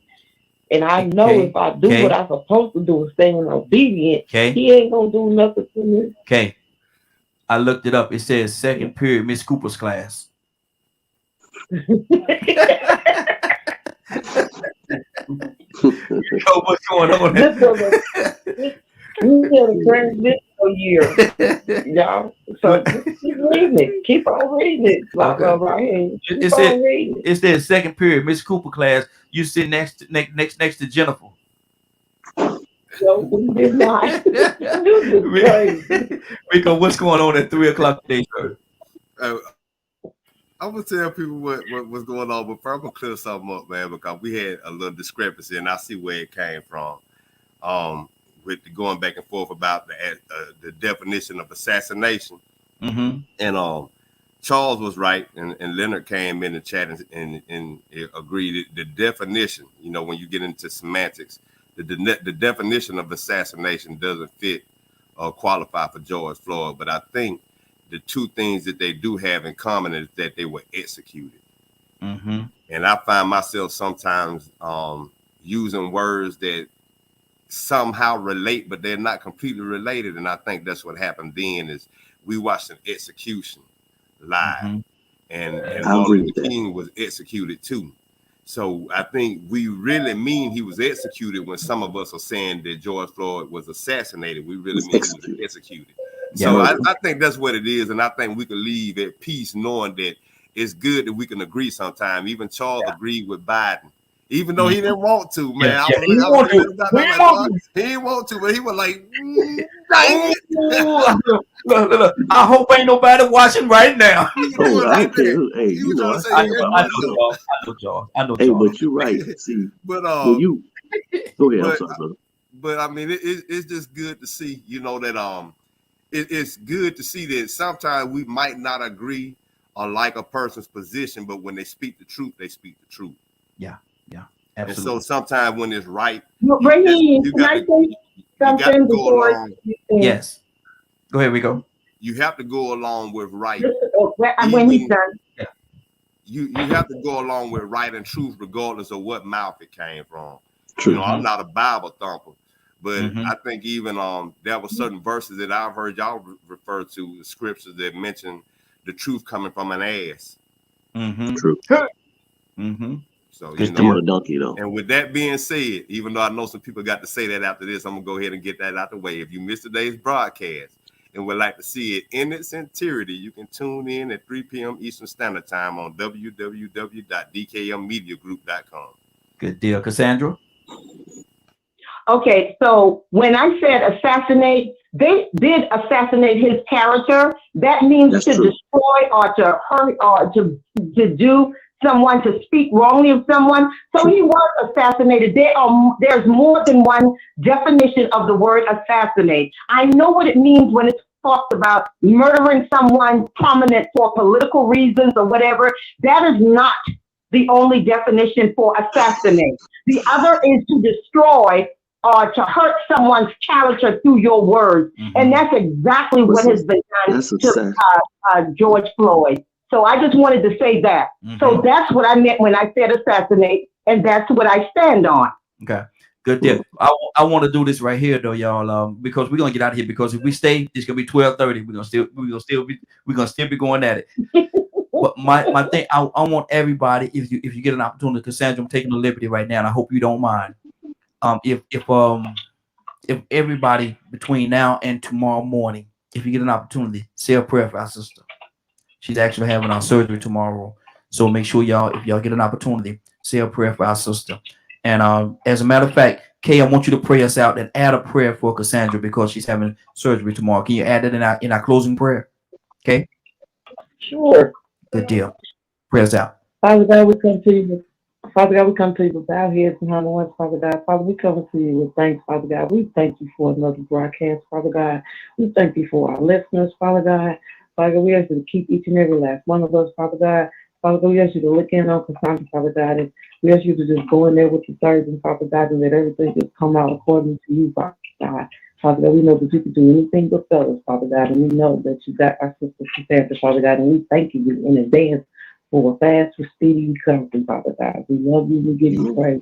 We're looking on all of our listeners, Father God, and all of our participants, Father God, as we leave this broadcast and we take you with us, and we go out and we be a blessing to others as you will have us to be in this return business life. Amen. Amen. Mute your phone there, Curtis. Good deal. Man, this has been a good broadcast, man. And I'm gonna go ahead on and get Charles for a second. Boy, he had to agree with Biden today. Boy, he ain't feeling good. He got to go get something to eat and take a nap and everything. He got to go take a nap and sleep this. He got to sleep this one off here, boy. You didn't hear what I said. I said the whole thing was handled wrong. Started with Donald Trump. Yeah, I heard that. Yeah, that was some more blasphemy. That was some more blasphemy. Hey, man, I've been in the lab. I've been in the lab. That stomach was hurting, boy. Hey, man, I've been in the lab for 30 years, man. Hey, I've been in this lab for 30 years. Yes, sir. I know when they handling something wrong. That's wrong. You know what I'm saying? And as a matter of fact, what I was going to say to Cassandra is that she actually was the only person that used assassination correctly when she said assassinating the character. That's the only time assassination was used correct. When you're talking about killing him on the streets, like the murder that happened. That was a murder, and it was a murder. Mm-hmm. It was judgment, which was wrong, and that's why he doing his time. Matter of fact, he should have been on the street anyway. To be honest, I'm talking about the cop because he had 8 infractions against him. 8. Yeah. He shouldn't have been on the street. Anyway. Now, hold on, bro. What kind of day? We're gonna write it. We're gonna put this on. I'm gonna put this in my calendar book here, man. I'm gonna put this on my calendar here, bro. It's just y'all catching up with me. Y'all finally. Oh, we catching up to you. Oh, bless your heart. Man, he gonna hit us back tomorrow, man. You know he got to come back with some ammo tomorrow. They're gonna make everybody mad, man. We're gonna shut down the broadcast. It only make y'all mad because y'all ain't caught up yet. Look, Lord Jesus, look, bless his heart. Bless his Lord, bless his heart. Lord. Man, he was telling the truth. That crazy joker. Exactly. But listen, man, we about to get out of here. The whole peace, y'all take it easy, man. Hey, appreciate you, brother. And put them prayers up. I put the prayers up for Cassandra already. Absolutely. Right. Good. Anything on your heart, Cassandra? No, thank you guys for the prayers. I appreciate it. And Charles, it's really nothing personal. We just have totally opposite opinions on just about everything, but it's nothing personal. Hey, I appreciate that. I don't never take anything personal. I've been thinking like this. I'm 53 years old. I've been thinking like this since I can remember.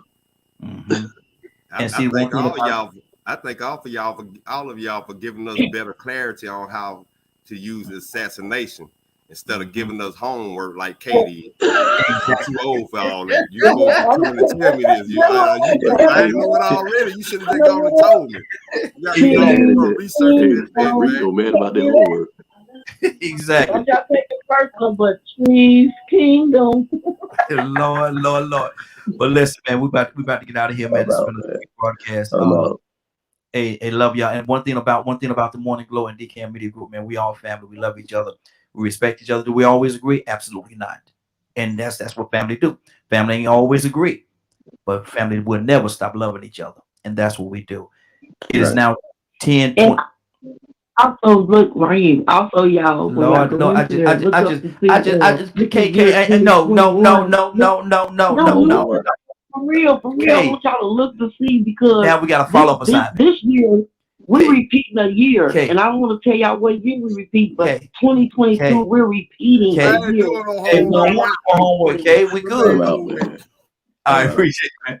Okay, we don't need no more. We good, okay? Trust me when I tell you we good. We are good. That you gave us one assignment and you'll give us a follow-up assignment. Lord Jesus, now hold on, teacher. Why'd you do it? Know where we at. Okay, well, you can tell us. A lot of times the teacher tells you stuff. Now I want y'all to do the math. I want y'all to look it up and find out where we at. And we've been here before. Lord, that's the whole killing for. Okay, I'm going to close the show, Clay. I sure appreciate you, sister. I will see you tomorrow. Okay, I will see you tomorrow. Listen, it's been a great podcast. I want to thank everybody for joining us. And more than that, I want to thank you for allowing DK, your media group, and associates to be a part of you, and the Morning Glow to be a part of your day. It is now what time? It's 10:22. You're about to exit the Morning Glow. But before you go, I want you to do me 2 favors, if you will. 1, I want you to continue to pray for us because we're certainly praying for each and every one of you. Number 2, why this is real simple. I want you to go out there, find somebody, and give them a hug. Because you never know, it could be the only hug that they get, or it could very well be their last. Love you, and ain't nothing you could do about it. Have a great day and a better tomorrow. And we shine some of this light on you from the Morning Glow. Take it out there into this evil and cruel world that we live in, and let your light so shine. Y'all have a great day. Take care of each other. Love each other. Be blessed.